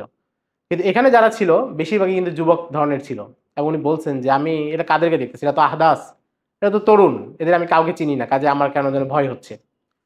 তো এখান থেকে একটা জিনিস বোঝা যায় যে যদি কোনো দাওয়াত এবং দিনই কোনো কাজ সেখানে তরুণদেরকে সম্পৃক্ত করা না যায় তাহলে এটার ভবিষ্যৎ নেই। এবং এটা যেই শক্তিতে সামনে আগানো দরকার সেই শক্তিটার মধ্যে সঞ্চার হবে না যদি সমাজের তরুণ শ্রেণী এবং যুবক শ্রেণীকে এই দাওয়াতে অংশগ্রহণ করানো না যায়। ফলে যেই কোনো দাওয়াত সেটা যদি সামনে যেতে চায়, মজবুত হতে চায়, তাহলে তরুণ এবং যুবক শ্রেণীকে অবশ্যই সেখানে লাগবে, যেটা আমরা বাইয়াতে আকাবার এই ঘটনা থেকে দেখি। এবং এই বাইয়াতে আকাবার ঘটনায়ও মানে মানুষকে আল্লাহ রাব্বুল আলামিন যদি কাউকে সৌভাগ্য দিতে চান এবং কেউ যদি সৌভাগ্যমণ্ডিত হয় তাহলে কিভাবে হয়? জাবির ইবনে আব্দুল্লাহ রাদিয়াল্লাহু তাআলা যিনি প্রথম ৬ জনের সাথে ইসলাম গ্রহণ করেছিলেন, উনার বাবার নাম হচ্ছে আব্দুল্লাহ ইবনে আমর ইবনে হারাম। উনার বাবা, ইনি মোটামুটি বয়স্ক ছিলেন। উনি হজের সফরে আসছেন, যদিও মুসলমান না, তখন তো সবাই হজ করত। তো কাব ইবনে মালিক রাদিয়াল্লাহু তাআলা যিনি হচ্ছে দ্বিতীয়বার এসে ইসলাম গ্রহণ করেছেন। উনারা তো প্ল্যান করতেছেন, নবীজি যেহেতু উনাদেরকে দিনের বেলা জানিয়ে দিয়েছেন যে আমরা রাতের বেলা বসবো। এবং এই ঘটনা হচ্ছে মধ্যরাতে, ধরেন আমরা বলতে পারি ১২টা বা ১টার দিকে। মানে জাবির ইবনে আব্দুল্লাহর যে কাব ইবনে মালিকের বর্ণনা থেকে বোঝা যায় যে বাইয়াত সংগঠিত হওয়ার কিছুক্ষণ আগের কথা, হয়তো ঘন্টা খানেক বা ঘন্টা দেড়েক, যেটাই হোক রাতের বেলা। ওই সময় উনার সাথে জাবির ইবনে আব্দুল্লাহর বাবার দেখা। তো উনি বললেন যে চাচা আপনি তো মদিনার হচ্ছে বড় সর্দার, আপনি আমাদের নেতা, আমাদের লিডার, তো কিয়ামতের দিন আপনার দেহটা আগুনে পোড়ানো হবে এটা আমি বিশ্বাস মানে কল্পনা করতে চাই না। এই বলে তিনি তাকে ইসলামের দাওয়াত দিলেন। এবং আব্দুল্লাহ ইবনে আমর ইবনে হারাম বা আবু জাবেদ উনি হচ্ছে তখন ইসলাম গ্রহণ করলেন। কি সৌভাগ্য! ইসলাম গ্রহণ করলেন, একটু পরে বাইয়াতে আকাবা সংগঠিত হলো, সেখানে তিনি উপস্থিত থাকলেন। এবং এরপর ইসলামের সব গুরুত্বপূর্ণ যুদ্ধে, বদরের যুদ্ধে ছিলেন, উহুদের যুদ্ধে শাহাদাত বরণ করেছেন। এবং উনার শাহাদাতের পরে নবীজি জাবির ইবনে আব্দুল্লাহকে বলছেন যে তোমার বাবার জন্য এটাই যথেষ্ট যে আল্লাহ তার সাথে কোনো পর্দা ছাড়া কথা বলেছেন। অথচ এই মানুষটার কাছে শুধু কাব ইবনে মালিক ওই মুহূর্তে দাওয়াত দিয়েছেন, এর আগে ইসলামের দাওয়াত যায়নি। কাব ইবনে মালিকের কথা শুনেছেন, সাথে সাথে তিনি ইসলাম গ্রহণ করেছেন। এটা হচ্ছে মানুষের অন্তরের স্বচ্ছতা, যে আল্লাহ কোনো বক্র অন্তরে সাধারণত হিদায়াত আসে না। তাদের অন্তর স্বচ্ছ থাকে, হক গ্রহণের জন্য আগে থেকেই প্রস্তুত থাকে, তাদের কাছে এটা সহজ। কিন্তু দেখুন, উনারা কিন্তু উনাদের কাছে আসমানি কিতাব ছিল না। জাবির ইবনে আব্দুল্লাহ বা মদিনার আউস খাজরাজের কাছে তাদের কাছে আসমানি কিতাব ছিল না। কিন্তু তারা নবীজির দাওয়াত শুনেছেন, ইসলাম গ্রহণ করেছেন। আর মদিনায় যে ইহুদিরা অবস্থান করতেছিল, তারা কেন অবস্থান করতেছিল মদিনায়? তারা তো অন্য জায়গা থেকে এসেছে। কেন এসেছিল? কারণ তারা বিশ্বাস করতো যে শেষ জামানে একজন নবী এখান থেকে আসবেন, তাদের আসমানি গ্রন্থের তথ্য অনুসারে। তারা সেই নবীর জন্য অপেক্ষা করার জন্য মদিনায় এসেছে, যে আমরা এখান থেকে বসতি স্থাপন করতে। এবং সিরাত ইবনে হিশামে আরো অনেক জায়গায় আছে যে যখন আউস এবং খাজরাজের সাথে তাদের যুদ্ধ লাগতো, লড়াই লাগতো, দ্বন্দ্ব হলে তারা বলতো যে এখন আমাদের সাথে করলে করো, সামনে আমাদের নবী আসতেছে, তখন সেই নবীর নেতৃত্বে তোমাদেরকে আমরা দমন করব। কারা বলতো? ইহুদিরা। কিন্তু নবীজির দাওয়াত সবচেয়ে বেশি প্রত্যাখ্যান করছে কারা? ইহুদিরা। সৈয়দ আবুল হাসান আলী নদভী রাহিমাহুল্লাহ লিখছেন যে নবীজির পুরো সিরাতে ৩০ জনের বেশি ইহুদি ইসলাম গ্রহণ করেনি, মাত্র ৩০ জন। অথচ তাদের বিশাল গোত্র ছিল। বনু কুরাইজার যুদ্ধে তো শত শত ইহুদিকে হত্যা করা হয়েছিল। বনু নাজির, বনু কাইনুকা, অনেক সদস্য ছিল তাদের। খাইবারের ইহুদিদের বিরাট সংখ্যা ছিল। তারা জানতো নবীজি, এবং তাদের ব্যাপারে তো আছেই যে ইয়ারিফুন আহু কামা ইয়ারিফুন আবনা আহু, তারা নবীজিকে চিনে যেভাবে তারা তাদের সন্তানকে চিনে। আব্দুল্লাহ ইবনে সালাম রাদিয়াল্লাহু তাআলা আনহুকে একবার ওমর রাদিয়াল্লাহু তাআলা আনহু জিজ্ঞাসা করছিলেন। আব্দুল্লাহ ইবনে সালাম ছিলেন তাওরাতের হাফেজ। তাওরাতের বিশাল, তাওরাতের কাঠামো অনেক বিশাল, কোরআনুল কারীমের চাইতে অনেক বড় আকারে, সেটার হাফেজ ছিলেন এবং ইহুদিদের বড় আলেম ছিলেন। তো উনাকে ওমর রাদিয়াল্লাহু তাআলা আনহু জিজ্ঞাসা করলেন যে আপনাদের ব্যাপারে তো কোরআনুল কারীমের এই আয়াত যে ইয়ারিফুনাহু কামা ইয়ারিফুন আবনাআহুম, তারা তাকে চিনে যেভাবে তারা তাদের সন্তানদেরকে চিনে। তা আপনি তো এখন মুসলমান, আপনি বলেন এটার আসলে আপনাদের অনুভূতি কি? তিনি বললেন যে আসলে মানুষ যখন তার সন্তানকে চিনে, সন্তানের প্রতি তার কিছু সন্দেহ থাকতে পারে, আসলেই আমার সন্তান কিনা। কিন্তু ইনি মুহাম্মদ সাল্লাল্লাহু আলাইহি সাল্লাম যে আল্লাহর নবী, এটা নিয়ে আমাদের মনে কখনো এক বিন্দু সন্দেহ ছিল না। কিন্তু তবু তারা কেন প্রত্যাখ্যান করেছে? যে তিনি বনু ইসমাইল থেকে এসেছেন, আমরা বনু ইসহাকের বংশধর, ইসহাক আলাইহিস সালামের বংশধর, তিনি আমাদের বংশ থেকে আসেন নাই। অথচ তারা শত শত বছর ধরে এই নবীর অপেক্ষায় ছিল, কিন্তু নবী যখন আসলেন কেন গ্রহণ করতে পারলো না? বংশীয় আভিজাত্যের কারণে। আমাদের সমাজেও বহু মানুষ বহু দাওয়াত শুধু এই কারণেই গ্রহণ করতে পারে না যে তার কোনো একটা স্ট্যাটাসের সাথে ওই দায়ের স্ট্যাটাস মিলে না। সে মনে করে যে এই দাওয়াত এবং এই ইসলামী কাজ, সেটা আমি গ্রহণ করলে সেটা আমার জন্য হানিকারক, আমার জন্য অপমানকর। বহু মানুষ সত্য জেনেও এটা গ্রহণ করতে পারে না এই কারণে। আমরা যেটা বলছিলাম যে বক্র অন্তরে আল্লাহ হিদায়াত দান করেন না। যাদের অন্তরে কোনো প্রকার অহংকার থাকে, বংশীয় গৌরব, বংশীয় অহংকার, শিক্ষার একটা অহংকার, কোনো বড় প্রতিষ্ঠানে চাকরি করার একটা অহংকার, এগুলো কিন্তু থাকে। এই অহংকারগুলো যাদের অন্তরে থাকে তাদেরকে আল্লাহ সাধারণত হিদায়াত দেন না। আর যাদের অন্তর সরল থাকে, যেটা জাবির ইবনে আব্দুল্লাহর বাবার থেকে আমরা দেখি, একেবারে একটু আগ মুহূর্তে তাকে শুধু এতটুকু বলা হয়েছে তিনি ইসলাম গ্রহণ করেছেন। এবং সিরাতে আরো বহু ঘটনায় আপনারা দেখবেন যে যাদের অন্তর সরল থাকে তারা কিভাবে অংশগ্রহণ করেন। আপনারা সিরাতে ঘটনা জানেন যে একজন সাহাবী এসেছেন, ইসলাম গ্রহণ করেছেন, জিহাদের ডাক এসেছে, সাথে সাথে জিহাদে গিয়েছেন এবং শহীদ হয়ে গেছেন। এবং হাদিসের শব্দ হচ্ছে যে তিনি এক ওয়াক্ত নামাজও আদায় করেন নাই। অর্থাৎ তিনি ইসলাম গ্রহণ করার পর শহীদ হওয়া পর্যন্ত এক ওয়াক্ত নামাজও ফরজ হয়নি। তো এটা কিভাবে সম্ভব যে একজন মানুষ মাত্র ইসলাম গ্রহণ করেছে এবং তখনই সে নিজের জীবন দেওয়ার জন্য প্রস্তুত হয়ে যাচ্ছে? একটা জিনিসে তো অভ্যস্ততা আসতে কিছুদিন সময় লাগে, কিন্তু সেটার আগেই, কারণ তারা যখন ইসলাম গ্রহণ করেছেন পরিপূর্ণভাবে ইসলাম গ্রহণ করেছেন এবং ইসলামের সকল বিধিবিধান, সকল শাখা তখন পর্যন্ত যা অবতীর্ণ হয়েছে এবং ভবিষ্যতে যা অবতীর্ণ হবে সবকিছুর উপর ওনাদের বিশ্বাসটা একসাথে ছিল। ফলে এই জন্য যখন যে আদেশ এসেছে সেটা মেনে নিতে তাদের কোনো কষ্ট হয়নি। তো দ্বিতীয় বাইআত যখন সংগঠিত হলো তখন নবীজি সাল্লাল্লাহু আলাইহি সাল্লাম প্রথমে নবীজি চাচা আব্বাস রাদিয়াল্লাহু তাআলা আনহু কথা বললেন যে তোমরা, তিনি খাজরাজদেরকে সম্বোধন করেছেন কারণ ওখানে খাজরাজিদের সংখ্যা বেশি ছিল। তিনি বললেন যে তোমরা যদি আমার ভাতিজার নিরাপত্তা দিতে পারো তাহলে তোমরা তাকে নিয়ে যাও, আর যদি দিতে না পারো তাহলে আমার ভাতিজা আমাদের কাছে নিরাপদ। আব্বাস রাদিয়াল্লাহু তাআলা আনহু তখন ইসলাম গ্রহণ করেন নাই, উনি ইসলাম গ্রহণ করেছেন বেশ পরে, কিন্তু ভাতিজার প্রতি সহানুভূতি ছিলেন এবং আন্তরিক ছিলেন, বয়স নবীজির কাছাকাছি ছিলেন। তো মদিনার যারা আসছিলেন সাহাবীরা তারা বললেন যে আমরা আপনার ভাতিজার পরিপূর্ণ নিরাপত্তা দিব। এরপরে নবীজি তাদেরকে বায়াত নিলেন। আগেও কিন্তু একটা বায়াত হয়েছে, প্রথম বায়াতে আকাবা, সেখানে ছিল ব্যক্তিগত ইসলাহ, আমলের প্রতি বায়াত, চুরি না করা, জিনা না করা, ইমানের কথা বলা, এগুলোর দাওয়াত। আর এবার যে বায়াত নিলেন সেখানে শব্দ চেঞ্জ, নবীজি বলছেন যে সকল অবস্থায় আনুগত্য করতে হবে এবং কঠিন প্রতিকূল অবস্থা কিংবা অনুকূল অবস্থা, দুই অবস্থাতেই দান করতে হবে। এটা হচ্ছে এই বায়াতের শর্ত। এরপর নবীজি বলছেন যে আমাকে তোমরা এমনভাবে নিরাপত্তা দিবে যেভাবে তোমরা তোমাদের সন্তান, তোমাদের পরিবার, তাদেরকে নিরাপত্তা দাও। তার মানে বোঝা যাচ্ছে যে আগে যে বায়াতটা ছিল ব্যক্তিগত সংশোধন পর্যন্ত, এখন এই বায়াতটা হচ্ছে একটু কঠিন হচ্ছে এবং একটা সংগ্রামের দিকে নিয়ে যাচ্ছে। এটা হচ্ছে দ্বিতীয় বায়াতে আকাবা। মোহাম্মদ ইলহামি একজন বড় ইতিহাসবিদ আছেন, উনি বলেন যে প্রথম বায়াত আর দ্বিতীয় বায়াতের পার্থক্য হচ্ছে, প্রথমটা হচ্ছে বায়াতুদ দাওয়া, দাওয়াতের বায়াত, আর দ্বিতীয়টা হচ্ছে বায়াতুন নুসরা। নুসরা মানে সাহায্য করার দাওয়াত, সাহায্য করার বায়াত। অথবা আমরা বলতে পারি প্রথমটা বায়াতুদ দাওয়া অথবা দ্বিতীয়টা বায়াতুদ দাওলা, অর্থাৎ মদিনায় যে আগামী দিন ইসলামী ইমারত কায়েম হবে সেটার ভূমিকা এখান থেকে প্রতিষ্ঠিত হচ্ছে। তো উনি একটা সুন্দর কথা বলেন, উনি বলেন যে আমাদের সমাজে বেশিরভাগ মুসলমান আমরা আসলে প্রথম বায়াত আর দ্বিতীয় বায়াতের মাঝামাঝি থাকি। অর্থাৎ প্রথম বায়াত সংগঠিত হয়ে গিয়েছে, ব্যক্তিগত আমল, ব্যক্তিগত আকীদা বিশ্বাস এই পর্যন্ত আমরা মানতে পারি, কিন্তু এরপরে দ্বিতীয় বায়াতে যে করণীয়, ইসলামী শরিয়াকে কায়েম করার জন্য যে মেহনত এবং নবীজির আনসার হওয়া, নবীজির অবর্তমানে যারা ইসলামী শরিয়া কায়েমের মেহনত করছে তাদের আনসার হওয়া, ওই জায়গাটাতে আমরা যেতে পারি না। অর্থাৎ আমরা প্রথমটাকে কেমন যেন ওখানেই শেষ করে দেই, এরপরে যে আরো দায়িত্ব বাড়তে থাকে সেটার প্রতি আমরা গুরুত্ব দিতে পারি না। তো নবীজি যখন এই প্রস্তাব দিলেন, তখন বারা ইবনে মারুর রাদিয়াল্লাহু তাআলা আনহু একজন সাহাবী ছিলেন। উনি দ্বিতীয় বাইয়াতে ইসলাম গ্রহণ করেছেন। মানে দ্বিতীয় বাইয়াত বলতে মানে ওই 12 জনের যে কাফেলা, প্রথম বাইয়াতে আকাবা। তো তিনি এখানে উপস্থিত ছিলেন। তিনি এরপরে নবীজিকে বললেন যে আমরা আমাদের সন্তানদেরকে, আমাদের পরিবারকে, আমরা সবাইকে যেভাবে নিরাপত্তা দেই ঠিক সেভাবেই আপনাকেও আমরা নিরাপত্তা দিব, কোনো হেরফের হবে না। এবং দেখেন, নবীজি কিন্তু তাদেরকে যুদ্ধের কোনো বায়াত নেন নাই এবং বলেন নাই যে আমাদের সাথে যুদ্ধ হবে, তোমরা যুদ্ধ করবে, এগুলো কিছু বলেন নাই। বলছেন নিরাপত্তা দিবে, অর্থাৎ আমাদের উপর যদি কখনো হামলা হয় তোমরা নিরাপত্তা দিবে। কিন্তু বারা ইবনে মারুর যেটা বলছেন, সেখানে তিনি গর্ব করে এবং আল্লাহর কসম করে বলছেন, ওয়াল্লাহি নাহনু আবনাউল হুরুব ওয়া আহলুল হালাকা ওয়ারিসনাহা কিবারান আন কিবারিন। আল্লাহর কসম, আমরা হচ্ছি যোদ্ধাদের সন্তান এবং যোদ্ধা জাতি, প্রজন্মের পর প্রজন্ম আমরা যুদ্ধ শিখে আসছি। তো এই কথাটা কেন বললেন? নবীজি তো যুদ্ধের কথা বলেন নাই।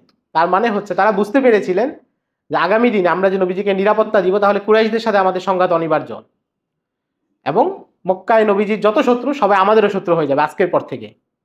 অর্থাৎ আনসাররা নবীজিকে সাহায্য দিচ্ছেন, নবীজিকে গ্রহণ করছেন, এটা অসচেতন ভাবে না। এই সাহায্য করার যতগুলো দাবি আছে এবং এই সাহায্য করার পরে যতগুলো ঘটনা ঘটবে সব কিছুর জন্যই তারা প্রস্তুত। সেই জায়গা থেকে তিনি বলছেন যে আমরা হচ্ছি যোদ্ধাদের সন্তান এবং আমরা যুদ্ধ পারি, প্রজন্মের পর প্রজন্ম ধরে আমরা এটা শিক্ষা করি। বারা ইবনে মারুর রাদিয়াল্লাহু তাআলা কথা বলছিলেন, ওই সময় আরেকজন সাহাবী দাঁড়ালেন, আবুল হাইসাম ইবনে তাইয়িহান রাদিয়াল্লাহু তাআলা আনহু, বেশ মাশহুর সাহাবী। আপনারা একটা ঘটনা জানেন যে একবার নবীজি রাতের বেলা বের হলেন, পরে আবু বকর রাদিয়াল্লাহু তাআলা আনহুর সাথে দেখা। তো জিজ্ঞাসা করলেন যে তুমি কেন বের হয়েছো? আবু বকর বললেন যে আমার ক্ষুধা পেয়েছে, ক্ষুধার কারণে বের হয়েছি। এরপর নবীজি বললেন যে আমারও ক্ষুধা পেয়েছে। এরপরে ওসমান রাদিয়াল্লাহু তাআলা আনহু বের হলেন, তো ওনাদের দুইজনেরই ক্ষুধা পেয়েছে। পরে একজন সাহাবী বাড়িতে গিয়ে ওনাদের মেহমানদারি করা হয়, ইনি হচ্ছেন এই আবুল হাইসাম ইবনে তাইয়িহান। আবুল হাইসাম ইবনে তাইয়িহান বললেন যে আমার একটা কথা আছে নবীজির কাছে। সবাই বলল যে বলুন। তো তিনি নবীজিকে প্রশ্ন করলেন যে ইয়া রাসূলুল্লাহ, ইন্না বাইনানা ওয়া বাইনার রিজালি উহুদান, আমাদের মাঝে এবং কিছু মানুষের মাঝে অনেক চুক্তি আছে। ওই যে যেহেতু মদিনায় ইহুদিরা ছিল, তাদের সাথে চুক্তি ছিল, নিরাপত্তা চুক্তি, ব্যবসায়িক চুক্তি। এখানে ইহুদিরা উদ্দেশ্য হতে পারে অথবা মক্কার কুরাইশরাও উদ্দেশ্য হতে পারে, যেহেতু মদিনার লোকজন এখানে আসতো, মক্কার লোকেরা তাদেরকে নিরাপত্তা দিত। উনি বলছেন যে ইন্না বাইনানা ওয়া বাইনার রিজালি উহুদান, আমাদের মধ্যে এবং অন্য লোকদের মধ্যে একটা চুক্তি আছে। ইন্না কাতিউহা, আমরা এখন এটা ভেঙে ফেলবো। মানে আমরা যখনই আপনাকে সাহায্য দিচ্ছি তখন তো অটোমেটিক এই চুক্তিগুলো ভেঙে যাবে। আমরা আমাদের যে চুক্তিগুলো আছে এগুলো আমরা এতদিন মেনে চলছি, কিন্তু এখন আপনাকে সাহায্য দেওয়া মাত্রই এটা ভেঙে যাবে। আচ্ছা, এতটুকু বলার পরে এরপরের কথাটা কি হইতে পারে? আমরা হয়তো ভাববো যে উনি হয়তো কোনো একটা দাবি করবেন যে আমরা আপনার জন্য এটা করতেছি, আপনি বিনিময়ে আমাদেরকে কিছু দেন। ওনার দাবিটা কি? উনি বলছেন যে ফাহাল আসাইতা ইন নাহনু ফাআলনা যালিকা সুম্মা আযহারাকাল্লাহু ইলা ইলা আন তারাকানা ওয়া তাদাআনা ওয়া যাহাবতা ইলা কওমিকা, যে যদি আপনি যা বলছেন এগুলো সব আমরা এখন পালন করি এবং এরপরে আল্লাহ আপনাকে বিজয়ী করেন, তখন কি আপনি আমাদেরকে রেখে চলে যাবেন? সুবহানাল্লাহ। এটাই হচ্ছে আনসারদের সাথে অন্যদের পার্থক্য। নবীজির দাওয়াত কেন অন্যরা গ্রহণ করতে পারে নাই, কেন আনসাররাই পেরেছেন এবং তারা কেন আনসার হয়েছেন, এই চিন্তাধারা থেকে স্পষ্ট। আমরা একটু আগে বনু আমিরের কথা বললাম। বনু আমিরের যেই লোকের সাথে নবীজি কথা বলেছেন তার নাম ছিল বুহাইরা ইবনে ফারিস। তো বুহাইরা ইবনে ফারিস নবীজিকে কি বলেছে যে আপনি যখন যুদ্ধে জয়লাভ করবেন তখন নেতৃত্ব কার হাতে থাকবে? তার মানে তাদের মাকসাদ ছিল কি? নেতৃত্ব। আর আবু হাইসাম ইবনে তাইয়িহানের মাকসাদ কি? যে নবীজি থাকবে কিনা, এটা হচ্ছে তাদের পেরেশানি। এবং আপনারা জানেন যে মক্কা বিজয়ের দিনও আনসারদের পেরেশানি ওই জায়গাতেই ছিল। মক্কা বিজয়ে সবাই যখন আনন্দিত, আনসাররা তখন তাদের মনে তাদের কষ্ট, এবং তারা নবীজিকে তখন বলছেন যে আপনি কি আজকে তো আপনার শহর জয় হয়ে গেছে, আপনি কি আমাদেরকে ছেড়ে চলে যাবেন কিনা? এই জন্যই আনসাররা ইসলামের ইতিহাসে সবচেয়ে মর্যাদার জায়গায় আছে আনসাররা, কারণ তারা এমন এক সময় নবীজির সাথে দাঁড়িয়েছেন। আমরা যে আবারও বলছি যে সিরাতের ঘটনাগুলো আমরা পড়তে গেলে যেহেতু পরেরটা আমরা জানি, সুতরাং আমরা বুঝতে পারি না যে ওই সময় তাদের মানসিক অবস্থা কি ছিল। আনসাররা যখন নবীজিকে সাহায্য করছেন, নবীজির সাথে মক্কায় অল্প কিছু মানুষ ইসলাম গ্রহণ করেছে। আনসাররা জানেন যে তারা যখনই নবীজিকে নিরাপত্তা দিবেন, নবীজিকে সাথে আনবেন, ইহুদিদের সাথে তাদের শত্রুতা হবে। এবং আপনারা জানেন যে মদিনায় ইহুদিরা প্রচন্ড সম্মানিত ছিল। কারণ আনসারদের যারা গোত্র ছিল, আউস এবং খাজরাজ, তারাও বিশ্বাস করতো যে আমাদের কাছে কোনো আসমানি কিতাব নেই, তাদের কাছে আসমানি কিতাব আছে, তারা সম্মানিত। এই জন্য মদিনার অনেক পরিবারে এমন ঘটনা ঘটতো যে কোনো একটা সন্তান বড় হলে তারা চাইতো যে আমার ছেলেটা ইহুদি হয়ে যাক, মানে সে একটা ভালো হোক। মানে আমাদের দেশে যেমন হয় যে আমার ছেলেটা মিশনারি স্কুলে পড়ুক, বা হলি ক্রসে পড়ুক, বা সেন্ট ফ্রান্সিসে পড়ুক, বা এগুলো। তো আনসার, আউস এবং খাজরাজের লোকজন করতো কি, তাদের সন্তানদেরকে ইহুদিদের গোত্রে পাঠিয়ে দিত, এবং সে ইহুদিদের কাছে পড়াশোনা করতো, এক পর্যায়ে ইহুদিও হয়ে যেত, এবং এটাকে সমাজের চোখে দোষের দেখা হতো না। দেখা হতো না কেন? কারণ আনসার ইহুদিরা হচ্ছে একটা সম্মানিত, এটা স্বাভাবিকভাবে মনে করা হতো। সেই মানুষগুলোর সাথে শত্রুতা তৈরি হবে, নিজের অঞ্চলের সবার সাথে শত্রুতা তৈরি হবে। আরবের সবচেয়ে বড় একটা শক্তি কুরাইশ, কুরাইশের সাথে শত্রুতা তৈরি হবে। সবকিছুর জন্য আনসাররা তৈরি হয়েছিলেন মানসিকভাবে, কিন্তু সবকিছুর পেছনে তাদের আগ্রহের জায়গা কোনটা, যে নবীজি কি তাদের সাথে থাকবেন কিনা, নবীজি যখন জয়লাভ করবেন। অর্থাৎ তারা ইসলাম গ্রহণ করেছেন বেশি দিন হয় নাই, বেশিরভাগই 1-1.5 বছরের সময়। 1-2 জন তো বললাম যে এর কিছুক্ষণ আগেই ইসলাম গ্রহণ করেছেন, কিন্তু তখনই তাদের মানসিকতা এটা। সিরাত ইবনে ইসহাকে যেখানে বর্ণনাটা আছে, বর্ণনার পরে পরের অংশ হচ্ছে ফাতাবাসসামা রাসূলুল্লাহ সাল্লাল্লাহু আলাইহি ওয়াসাল্লাম, নবীজি আবুল হাইসাম ইবনে তাইহানের কথা শুনে হেসে দিলেন আনন্দে। কারণ আমরা যদি এর আগের কয়েক বছরের কথা চিন্তা করি, নবীজি সাল্লাল্লাহু আলাইহি সাল্লাম কি প্রচন্ড প্রতিকূল পরিবেশে অল্প কয়েকজন মানুষ নিয়ে প্রত্যেকে দাঁড়ে দাঁড়িয়ে গিয়েছেন, তাইফে গিয়েছেন, অন্য গোত্রগুলোকে দাওয়াত দিয়েছেন, কেউ তার দাওয়াতকে কবুল করে নাই। কিন্তু এখানে এই মানুষগুলো নবীজির দাওয়াত কবুল করছে নিঃস্বার্থভাবে, এবং তারা মানসিকভাবে প্রস্তুত হচ্ছে নবীজিকে যেই কোনো সাহায্য করার জন্য। তারপর তারা বাইয়াত নিয়ে সেখান থেকে চলে আসলেন, এবং তখন নবীজি সাল্লাল্লাহু আলাইহি সাল্লাম তখন থেকেই প্রস্তুতি শুরু হলো হিজরতের জন্য। এর আগে নবীজি স্বপ্নে দেখেছিলেন যে সবুজ একটি এলাকায় তিনি হিজরত করছেন। নবীজির প্রথমে ধারণা ছিল তিনি ইয়ামানে হিজরত করবেন, কিন্তু পরে তিনি ওহীপ্রাপ্ত হলেন যে ইয়াসরিব বা মদিনাতে নবীজি সাল্লাল্লাহু আলাইহি সাল্লাম হিজরত করবেন। তো আনসাররা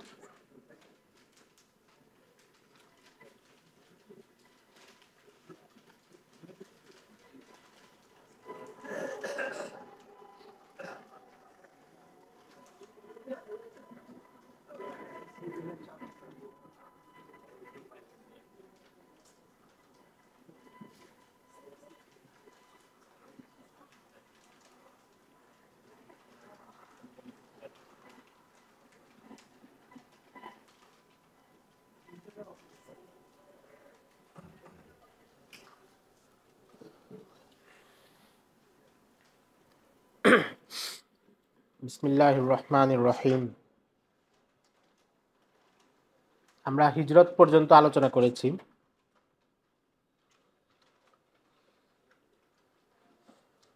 আমরা দেখিয়েছি যে নবীজি হিজরত করার আগেই মদিনার আনসারদের মধ্যে হিজরতের পটভূমি তৈরি হয়েছিল এবং সেখানে বলা যায় সবাই ইসলামের প্রতি আনুগত্যশীল ছিলেন। মক্কার মতো প্রতিকূল পরিবেশ সেখানে ছিল না। নবীজি সাল্লাল্লাহু আলাইহি ওয়াসাল্লাম আবু বকর রাদিয়াল্লাহু তাআলা আনহুকে নিয়ে মদিনায় পৌঁছে যান। আমরা এই সফরের বিস্তারিত বিবরণ দিচ্ছি না, যদিও এটা অত্যন্ত বিস্তারিত জায়গা এবং আকর্ষণীয় জায়গা। এটা আমরা পড়ে নিব ইনশাআল্লাহ।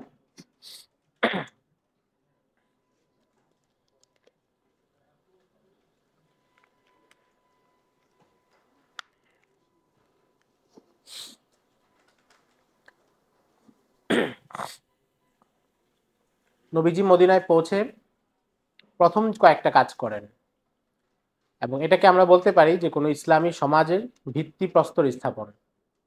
ইসলামী সমাজ, ইসলামী ইমারত, যেটা মক্কায় ছিল না।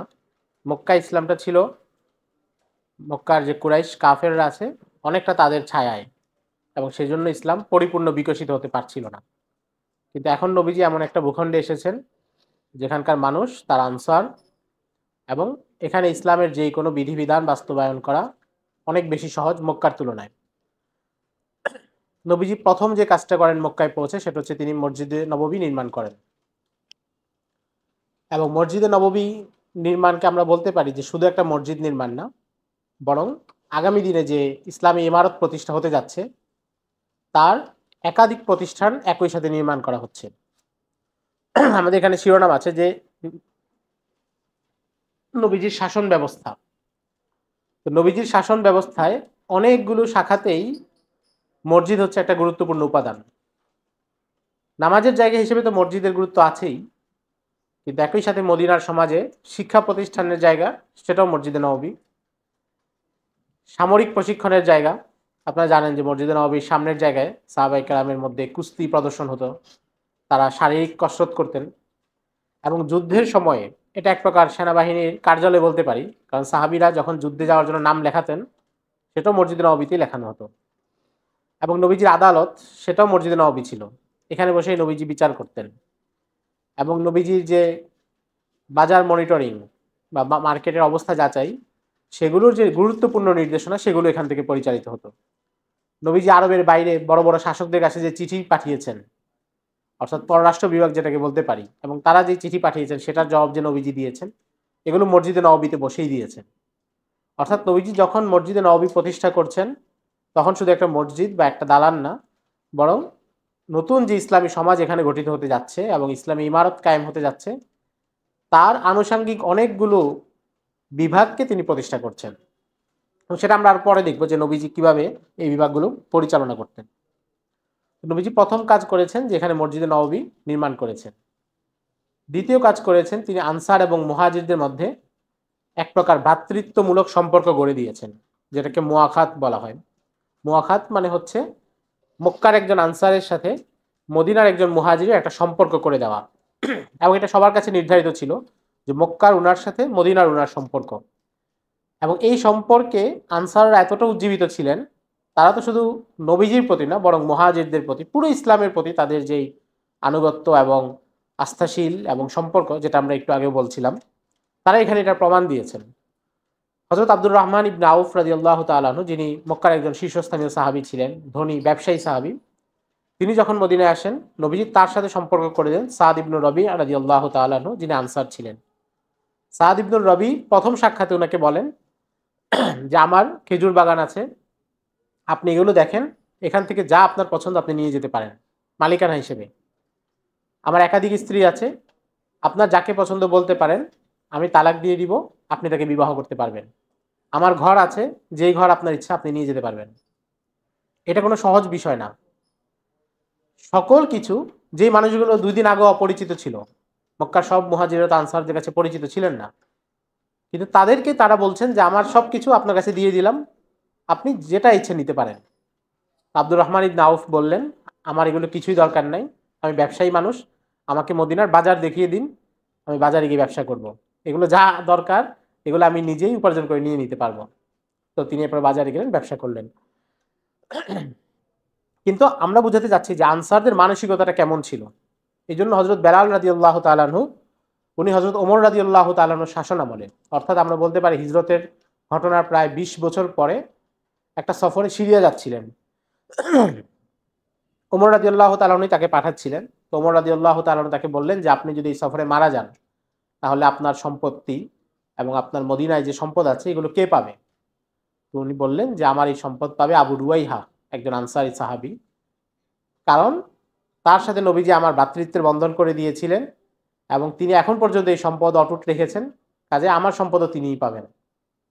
এটা হচ্ছে মুহাজিরদের পক্ষ থেকে আনসারদের প্রতি ভালোবাসার প্রতিদান, আনসারদের ভালোবাসার প্রতিদান।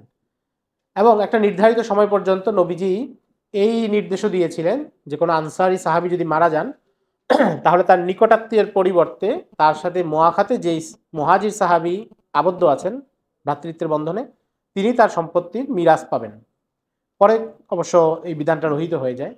এর একটা কারণ ছিল, তখন পর্যন্ত অনেক আনসারদের পরিবার বা আত্মীয় স্বজন অনেকে হয়তো ইসলাম গ্রহণ করে নাই। তো নবীজি চেয়েছিলেন তাদের পরিবর্তে যেন মুহাজিররা পায়, তবে এটা বেশি দিন ছিল না।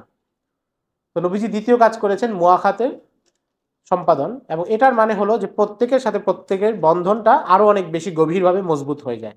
আমরা দুইটা উদাহরণ দিয়েছি, এই ধরনের ঘটনা আরো প্রচুর আছে সিরাতে, যে এক একজন সাহাবী আপন ভাইয়ের চাইতে, আপন বাবা বা আপন রক্তের সম্পর্কের চাইতে এই সম্পর্কটা অনেক বেশি গুরুত্ব দিতেন দ্বীনি দৃষ্টিকোণ থেকে। 3 নম্বর কাজ নবীজি করেন যে মদিনায় আগে থেকে যে ইহুদিরা ছিল তাদের ব্যাপারে একটা পদক্ষেপ নেন।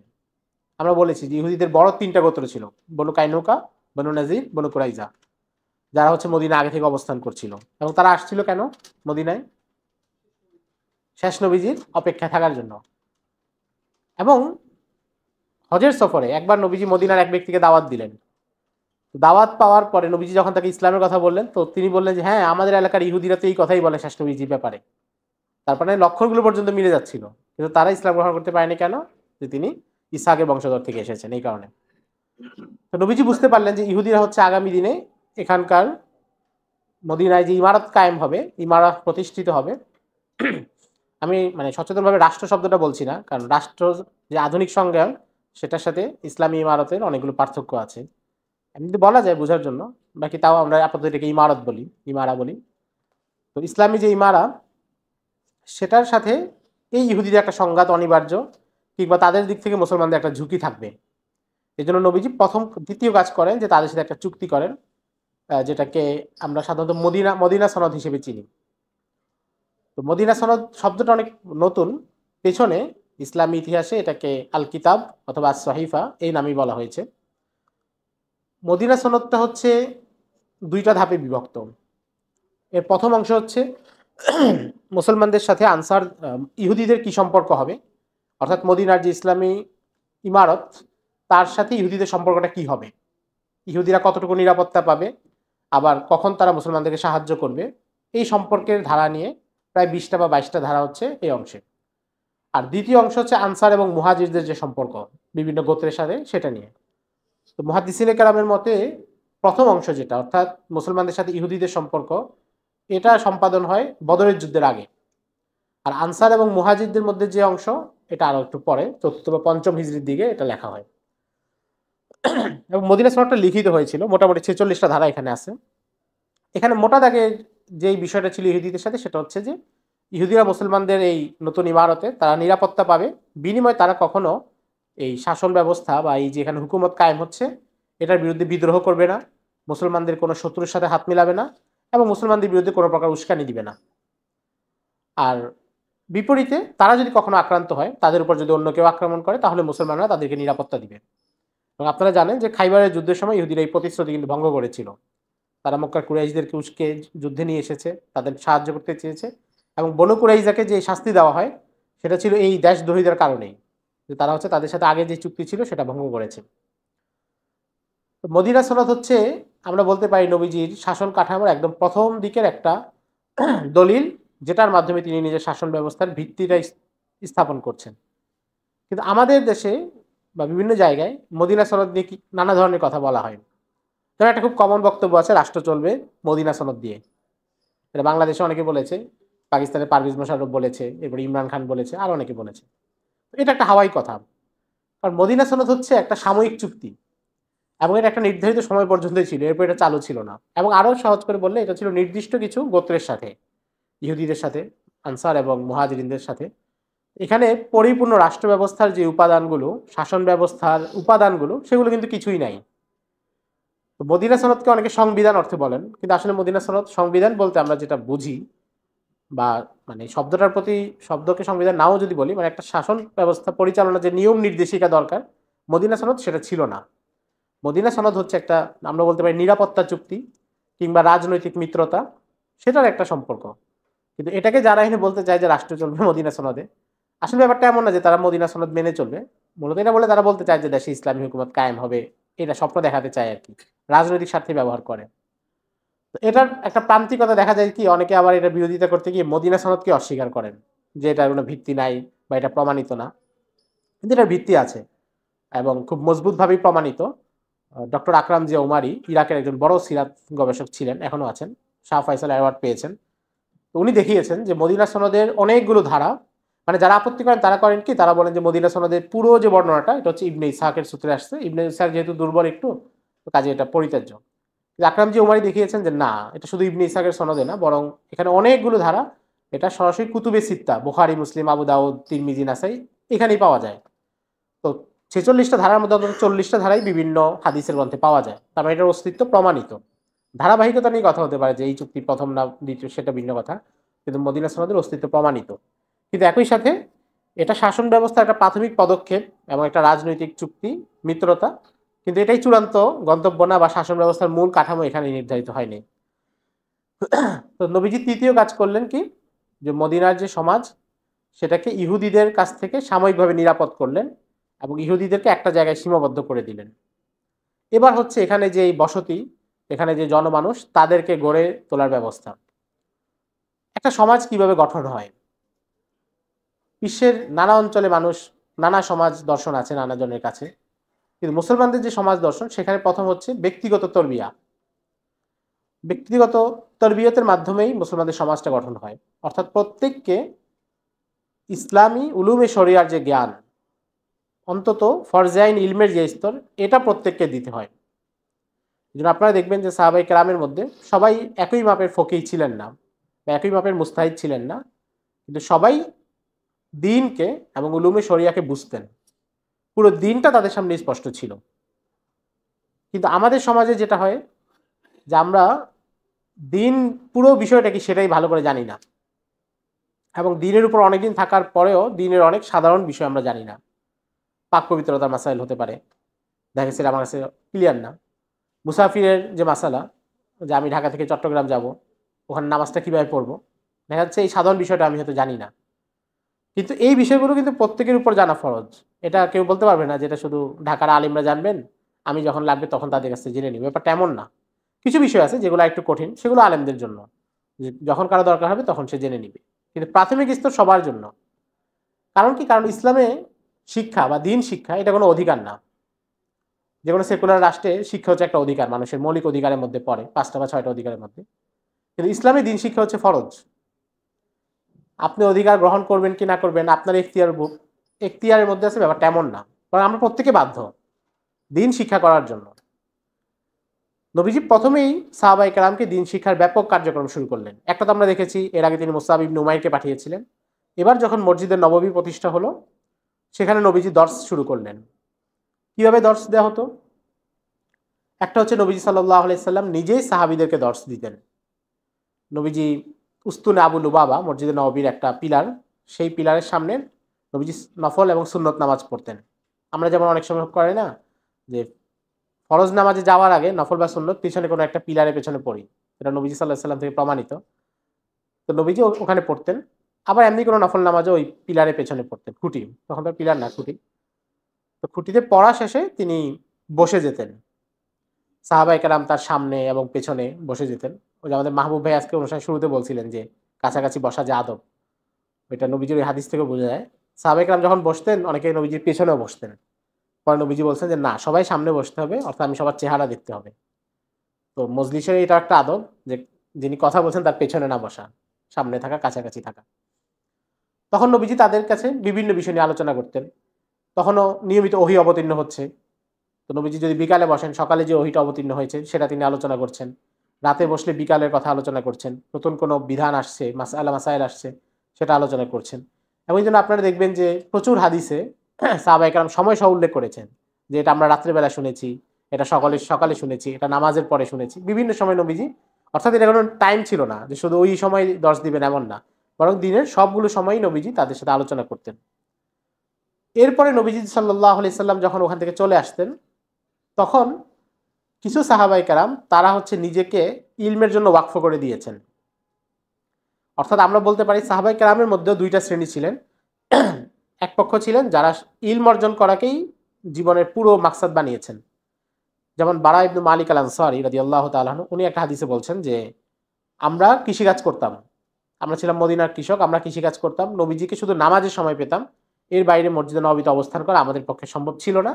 কিন্তু আবু হুরায়রা রাদিয়াল্লাহু তাআলা আনহু এবং অন্যরা তারা মসজিদে নববীতে অবস্থান করতেন এবং সেখানে অবস্থান করে নবীজির আলোচনাগুলো শুনতেন, হাদিসগুলো সংগ্রহ করতেন। এজন্য আপনারা জানেন যে আবু হুরায়রা রাদিয়াল্লাহু তাআলা আনহু ইসলাম গ্রহণ করেছেন কিন্তু পরের দিকে। অল্প কয়েক বছর নবীজিকে পেয়েছেন, কিন্তু সবচেয়ে বেশি হাদিস তার মাধ্যমে বর্ণিত হয়েছে। কারণ তিনি মসজিদে নববীতেই সবসময় পড়ে থাকতেন। তো এই যে যারা মসজিদে নববীতেই সবসময় থাকতেন তাদেরকে বলা হয় আসহাবে সুফা। আমরা এটা জানি এবং আমরা জানি যে এটা একটা দরসগাহের মতো ছিল। এবং আসহাবে সুফার সংখ্যাটা ওঠানামা করতো, অনেক বর্ণনা পাওয়া যায় ৬০-৭০ থেকে ২০০ পর্যন্ত, সংখ্যা বিভিন্ন ছিল। অর্থাৎ মানে এটা তো আর কোনো প্রতিষ্ঠানের মতো না যে একজন সারা বছর থাকতেন, হয়তো কিছুদিন ছিলেন আবার চলে গেছেন, আবার নতুন অনেকে আসছেন। তারা যেটা করতেন, তারা নিজেরা সবসময় ইলমি আলোচনা করতেন, বিভিন্ন সূরা শিখতেন, একে অপরকে শিখাতেন। যেমন আবু উবাইদা ইবনে জাররাহ রাদিয়াল্লাহু তাআলা আনহু বলছেন এক জায়গায় যে আমি কোরআনুল কারীম খতম করেছি আলী রাদিয়াল্লাহু তাআলা আনহুর কাছে। অর্থাৎ পুরো কোরআনুল কারীম তিলাওয়াত করে তাকে শুনিয়েছি। এবং এই সাহাবীরা একে অপরের সাথে বিষয় আলোচনা করতেন। একই ব্যক্তি একই সাথে শিক্ষক ছিলেন এবং একই সাথে ছাত্র ছিলেন। অর্থাৎ একেকজন একেকজনের কাছ থেকে একেক বিষয় শিখতেন। মাসলা মাসাইল শেখানো হতো, কোরআনুল কারীমের তিলাওয়াত শেখানো হতো এবং কোনো আয়াতের প্রেক্ষাপট কি, কোনো আয়াতের অর্থ কি, সেটাও এক সাহাবী আরেক সাহাবীকে জিজ্ঞাসা করতেন। অথবা অনেক সময় তারা নিজেদের মধ্যে প্রশ্ন থাকতো, নবীজি সাল্লাল্লাহু আলাইহি সাল্লাম যখন যেতেন তখন তারা নবীজিকে প্রশ্ন করে জেনে নিতেন। এটা ছিল নবীজি সাল্লাল্লাহু আলাইহি সাল্লামের প্রথম দরসগাহ। এবং হিজরতের কিছুদিনের মধ্যে মদিনায় অন্তত ৯টা মসজিদ প্রতিষ্ঠিত হয়। আল্লামা সামহুদি একজন বড় সিরাতবিদ আছেন, ওনার বই আছে ওয়াফা ওয়াল ওয়াফা বি আখবারি দারিল মুস্তাফা। এটা যদি ইংরেজি বাংলা অনুবাদ হয় নাই, ইংরেজি অনুবাদ থাকলে আমরা সংগ্রহ করতে পারি, থাকার কথা। তো ওখানে হচ্ছে উনি সিরাতের এই ধরনের তথ্যগুলো প্রচুর দিয়েছেন যে মদিনার সামাজিক পরিবেশ কেমন ছিল, স্থাপনা কেমন ছিল, নবীজি আসার আগে আসার পরে কি কি চেঞ্জ হয়েছে, এগুলো নিয়ে অনেক লম্বা আলোচনা করেছেন। তো সেখানে উনি লিখেছেন যে হিজরতের কিছুদিনের মধ্যেই মদিনায় ৯টা মসজিদ প্রতিষ্ঠা হয়। প্রত্যেকটা মসজিদে নবীজি ইমাম নিয়োগ করেন এবং সেখানকার মুয়াল্লিমও নিয়োগ করেন। প্রত্যেকে তারা ওই মসজিদে যেতেন এবং ওই মসজিদের বসতিতে যে লোকজন তাদের বাচ্চাদেরকে দ্বীন শেখাতেন। এবং নবীজি সাল্লাল্লাহু আলাইহি সাল্লাম নানাভাবে দ্বীন শেখানোর প্রতি উদ্বুদ্ধ করেছেন। এটা তো ইসলামের একটা মৌলিক জায়গা, যেহেতু ফরজ। এবং এই যে ইলম চর্চা, এটা হচ্ছে মদিনার সমাজে আমরা বলতে পারি প্রথম বৈশিষ্ট্য। কারণ জিহাদ, অভিযান, অন্যান্য যা কিছুগুলো একটু পরে শুরু হয়েছে, কিন্তু একেবারে প্রথম দিন থেকে মদিনার এই সমাজের বৈশিষ্ট্য হচ্ছে ইলম চর্চা। অর্থাৎ মুসলমানদের কোনো সমাজ সেটা ইলম চর্চা, বিশুদ্ধ ইলম চর্চা ছাড়া সম্ভব না। জাগতিক শিক্ষা বা আরো সহজে বললে সেকুলার শিক্ষা ব্যবস্থা, সেটা হচ্ছে আমাদের একটা জরুরত সমাজে চলার জন্য এবং বর্তমান বিশ্বের পরিস্থিতিগুলো মোকাবেলা করার জন্য। কিন্তু সেটা মূল মাকসাদ না। একজন মুসলমানের সন্তান জাগতিক শিক্ষা নিবে বা নাও নিতে পারে, কেউ যদি এটা ত্যাগ করে কোনো সমস্যা নাই, কেউ যদি এটা ত্যাগ করে শুধু আলিমই হবে কোনো সমস্যা নাই। কিন্তু যদি সে স্কুলেও যায়, যদি সে কোনো প্রতিষ্ঠানেও যায়, সেটা হচ্ছে তার পরের কাজ। প্রথম কাজ হচ্ছে তাকে ঘরে বা এলাকার মক্তবে বা এলাকার মাদ্রাসায় তাকে কোরআনুল কারীম শিক্ষা দেওয়া এবং মৌলিক জ্ঞান, মৌলিক ইলম শিক্ষা দেওয়া শরীয়তের ব্যাপারে। এটা ছাড়া আমরা বলতে পারবো না যে একজন মুসলিম সন্তানকে সঠিক তরবিয়ত দেওয়া হচ্ছে, যে তাকে সেকুলার শিক্ষা ব্যবস্থায় পড়ানো হচ্ছে কিন্তু সে তার নিজের দিন সম্পর্কে মৌলিক জ্ঞান তার নাই। অন্তত ফরজাইনের সীমানা যতটুকু, ফরজাইন ইলমের সীমানা হচ্ছে যে প্রত্যেক ব্যক্তি তার সাথে সম্পর্কিত যে বিষয়গুলো এগুলো সে জানবে। এটা সীমানা বাড়ে কমে। অর্থাৎ আপনি আজকে কোনো ব্যবসা করতেছেন না, তাহলে ব্যবসার মাসালা জানা আপনার জন্য ফরজ না। কিন্তু আগামীকাল যখন এখানে দোকান দিবেন বা অনলাইনে কোনো বিজনেস করবেন, তখন এই মাসালাগুলো জানা আপনার জন্য ফরজ হয়ে যাবে। কেউ হয়তো এখন একটা জব করতেছে না, তো ওই জবের মাসালা জানা তার জন্য জরুরি না, কিন্তু আগামীকাল ওই জবে যখন যাবে ওটা জানা জরুরি হয়ে যাবে। কিন্তু মৌলিকভাবে হচ্ছে আকিদার ইলম, মাসলা মাসাইলের ইলম, নামাজের যত মাসলা মাসাইল আছে, জাকাতের আছে, প্রাথমিক যেগুলো এগুলো সব জানা ফরজ। কিন্তু আমাদের সমাজে হচ্ছে আমরা এমন একটা সমাজ গড়ে তুলেছি যেখানে একদিকে আলেম ওলামা তালিবুল ইলম যারা ইসলাম সম্পর্কে আলহামদুলিল্লাহ ভালো জানেন, এবং আমরা তাদেরকে মনে করি যে এই পুরো জানার দায়িত্বটা শুধু তাদেরই, আর আমাদের সন্তান সে স্কুলে যাবে, সে কলেজ ইউনিভার্সিটিতে পড়বে, তার দিন সম্পর্কে আর কোনো জানার দরকারই নেই। এমন একটা সমাজ ব্যবস্থা আমাদের এখানে তৈরি হয়েছে, কিন্তু এটা কোনো ইসলামী সমাজের বৈশিষ্ট্য হতে পারে না। যে কেউ যে স্কুল কলেজে পড়তে পারে পড়ুক, মাসলা মাসাইল সাপেক্ষে, সব প্রতিষ্ঠানের রুলস একরকম না, সব বিষয়ের রুলস একরকম না, আলেম ওলামার সাথে মাশওয়ারা করে। কিন্তু মৌলিক জায়গা হচ্ছে যে প্রত্যেককে আগে মুসলমানের সন্তান হিসেবে গড়ে তুলতে হবে, তাকে মৌলিক ইলম দিতেই হবে। এবং নবীজি সাল্লাল্লাহু আলাইহি সাল্লাম মদিনার যে সমাজ প্রতিষ্ঠা করেছেন সেখানে প্রথম কাজ করেছেন যে সবাইকে দ্বীন ইলম শিক্ষা দিয়েছেন। এবং ইলম শিক্ষা দেওয়া কিংবা ইলম গ্রহণ করা এটাই হচ্ছে যে কোনো মুসলমানের কাজ। অর্থাৎ মুসলমানদের হয়তো দুইটা ধারা থাকবে, মানে দুইটা কাজের কোনো একটা কাজে সে থাকবে, হয়তো সে ইলম শিখাবে অথবা শিখবে। নবী সাল্লাল্লাহু আলাইহি সাল্লাম একদিন খুতবা দিচ্ছিলেন, পরে তিনি বললেন যে মা বাল ওয়া কওয়ামিন লা ইউআল্লিমুনা জিরানাহুম, যে ওই মানুষদের কি হলো যারা তাদের প্রতিবেশীদেরকে ইলম শিখায় না। আবার একটু পরে তিনি বলছেন যে ওই মানুষদের কি হলো যারা তাদের প্রতিবেশীদের কাছ থেকে ইলম শিখে না। তার মানে হচ্ছে মুসলমানের কাজ হয়তো ইলম শিখবে, আর পরিপূর্ণ ইলম শিখা হয়ে গেলে তিনি তার সমাজে মানুষকে শিখাবেন। আমাদের দুর্ভাগ্য যে আমাদের সমাজে এই শিক্ষার ব্যাপারটা, দিন শিক্ষা, এটা হচ্ছে সবচেয়ে অবহেলিত। এবং দিন শিক্ষার যে একটা ধারাবাহিকতা আছে প্রাথমিক স্তর থেকে ধীরে ধীরে আমরা এই ধারাবাহিকতা রক্ষা করতে অভ্যস্ত না। ফলে দেখা যায় আমরা প্রথম সিঁড়ি অতিক্রম করার আগেই আরো 10-20 সিঁড়ি পরের কথা নিয়ে আলোচনা করি, যেটার কারণে অনেক বিশৃঙ্খলা হয় এবং দাওয়াতটা যত কার্যকরী হওয়ার কথা ছিল সেটা হয় না। প্রত্যেকটা জিনিসই জরুরি, কিন্তু যেই ব্যক্তি নামাজ পড়ে না, মসজিদেই যায় না, রাসূলের প্রতি ঈমানের স্তর কি, নবীজির ভালোবাসা কি, এটাই তার কাছে ভালোভাবে ক্লিয়ার না, তাকে যদি আপনি গণতন্ত্রের অসারতা বোঝাতে যান, এটার কোনো অর্থ নাই। এবং এটা হচ্ছে আপনার দাওয়াতকে, আপনার প্রচুর শক্তি নষ্ট হবে এবং দাওয়াতটা একটা ব্যর্থ জায়গায় যাবে। বাস্তবতা হচ্ছে আমাদের সমাজে দ্বীনকে ভালোবাসেন এবং দ্বীনকে বোঝেন এমন লোকের সংখ্যা খুবই কম। হয়তো অনেকে ভালোবাসেন, যে কোনো ডাকে তারা আসবেন, কিন্তু দ্বীনটা আসলে তারা বোঝেন না। ওই মানুষদের কাছে দ্বীনটাকে পৌঁছানো হচ্ছে সবার আগে জরুরি। এবং এটার জন্য যেই ধরনের কার্যক্রম করা যায়, বাংলাদেশে অনেক ধরনের কার্যক্রম চলতেছে, তালিমউদ্দিন চলতেছে, দিনিয়াত চলতেছে, তাহজিব একাডেমি, নানা নামে চলতেছে এবং অনেক শাখা আছে তাদের, এগুলোর সাথে আমাদের সম্পৃক্ত হওয়া উচিত। এটা বললাম কেন, কারণ এটা ছাড়া ইসলামী সমাজ গঠিত হতেই পারে না। এবং এটা যদি না করা হয়, কোনো মুসলিম সন্তানকে যদি দ্বীন প্রথমে দেয়া না হয় এবং তাকে সেকুলার শিক্ষা ব্যবস্থার হাতে তুলে দেওয়া হয়, তাহলে 1-2 প্রজন্ম পরে এত বিরাট তফাৎ হয় যে এটা আকাশ কুসুম কল্পনা হয়ে যায়। আপনারা আবুল মনসুর আহমদের নাম জানেন, বাংলাদেশের বিখ্যাত রাজনীতিবিদ ছিলেন, লেখক, আমার দেখা রাজনীতির 50 বছরের লেখক। উনার আত্মজীবনী আছে, আত্মকথা, তো সেটা পড়লে দেখবেন উনি যে পরিবারের সদস্য, উনার পরিবার বালাকোটে জিহাদ করেছে সাইয়্যেদ আহমদ শহীদের কাফেলায়, আমাদের ময়মনসিংহ থেকে গিয়ে সীমান্ত এলাকায় গিয়ে জিহাদ করেছে সাইয়্যেদ আহমদ শহীদের কাফেলায়। আর উনি কলকাতায় পড়তে গিয়ে নাস্তিক হয়ে গিয়েছেন, পরে অজ্ঞেয়বাদী হয়ে গিয়েছেন, অর্থাৎ আমি নিশ্চিত না, এই চিন্তায় চলে গেছেন। অথচ পরিবার হচ্ছে এই জায়গা। ডক্টর ইকবালের কথা আপনারা জানেন, ভারতীয় মুসলমানদের নবজাগরণের অন্যতম অগ্রদূত মনে করা হয় এবং একজন অসাধারণ দার্শনিক মনে করা হয়। তার ছেলে জাভেদ ইকবাল পাকিস্তানের সবচেয়ে বড় কট্টর সেকুলার বিচারক ছিল এবং ইসলামী হুকুমতের পক্ষে তার বাবা যে কবিতা লিখেছিল এগুলো প্রত্যেকটার বিরুদ্ধে তার কথা আছে।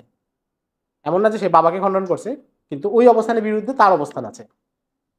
এবং এটা ভারতে বহু জায়গায় হয়েছে, আমাদের উপমহাদেশে, বাংলাদেশে বিভিন্ন জায়গায় হয়েছে। অর্থাৎ 1 প্রজন্ম 2 প্রজন্ম পরে শিক্ষা ব্যবস্থার কারণেই মানুষের মোড় পুরো ঘুরে গিয়েছে। একটা ছোট্ট ঘটনা বলি। সাইয়্যেদ আহমদ শহীদ রহিমাহুল্লাহ উনি যখন জিহাদ করতে যান সীমান্ত এলাকায়, পেশোয়ার যখন অতিক্রম করছিলেন, তো ওখানে সীমান্ত এলাকায় এক পরিবারের সাথে তার দেখা হয়। তিনি সেই পরিবারে ছিলেন কয়েকদিন, তারা ওনাকে সাহায্য করে। তো এক পর্যায়ে উনি হচ্ছে নিজের পাগড়ি এবং পতাকা, ওনার যে বাহিনীর পতাকা ছিল ওই পতাকা এবং পাগড়ি ওই পরিবারকে দান করেন। ওই পরিবার তার হাতে বায়াত হয়ে যায় এবং তার মুরিদ হয়, খলিফা হয়, খেলাফত দেন তাদেরকে। পরে ওই পরিবারটা 2 ভাগ হয় এবং 2 ভাগ, এক ভাগের কাছে হচ্ছে পতাকাটা সংরক্ষিত ছিল, তাদের নাম হয় পীর ঝান্ডা। অর্থাৎ তাদের কাছে ঝান্ডা পতাকা আছে। আর আরেকটা হচ্ছে আরেকটা ধারার নাম হচ্ছে পীর পাগাড়া, মানে তাদের কাছে ওনার পাগড়ি আছে। এই দুইটা সিলসিলা, এবং এই দুই পরিবার খুবই বিখ্যাত ছিল। একদিকে তারা তাসাউফ চর্চা করতো, আবার একদিকে জিহাদ করতো। আপনারা জানেন 1940-এর দশকে ব্রিটিশদের বিরুদ্ধে একটা জিহাদ হয়েছিল, এটাকে হুর জিহাদ বলে। ওই হুর জিহাদের নেতৃত্ব দিয়েছে এই দুই পরিবার, এবং প্রচুর ব্রিটিশ সৈন্যকে তারা হত্যা করতে সমর্থ হয়েছিল সীমান্ত এলাকায়। ব্রিটিশরা করলো কি, একটা অভিযান করলো, অভিযান করে তখনকার যিনি পীর পাগাড়া ছিলেন, পীর পাগাড়া যিনি ছিলেন সিবগাতুল্লাহ, এই সিবগাতুল্লাহকে ওনারা হত্যা করলো ব্রিটিশরা। সিবগাতুল্লাহর ছেলে ছিল অল্প বয়স, তাকে ওখান থেকে ধরে নিয়ে গেল, নিয়ে তাকে জেলখানা টানে রাখে নাই, তাকে নিয়ে ইংল্যান্ডে নিয়ে গেছে এবং ওখানে একটা স্কুলে ভর্তি করে দিছে। এবং কিছু বছর সে পড়াশোনা করছে, করার পরে ব্রিটিশরা আবার তাকে ফিরিয়ে দিয়ে গেছে। ব্রিটিশ বলতে তখন তো ভারত স্বাধীন হয়ে গেছে। পরে সে আবার দেশে ফিরে আসছে, এসে সে তার বাবার খানদানের পীর হয়ে গেছে। স্বাভাবিক, সে তার বাবার যে পরিবার সেখানে পীর হয়েছে, এমন পীর যার দাড়ি নাই এবং যে হচ্ছে কট্টর সেকুলার। এবং এখনো তাদের বর্তমান যে পীর, এই পীরের নাম হচ্ছে সিবগাতুল্লাহ শাহ রাশেদি। আপনারা ইউটিউবে সার্চ দিলে তার আলোচনা পাবেন। কট্টর সেকুলার, দাড়ি নাই, কিছু নাই, পীর মুরিদি করতেছে শার্ট প্যান্ট পরে।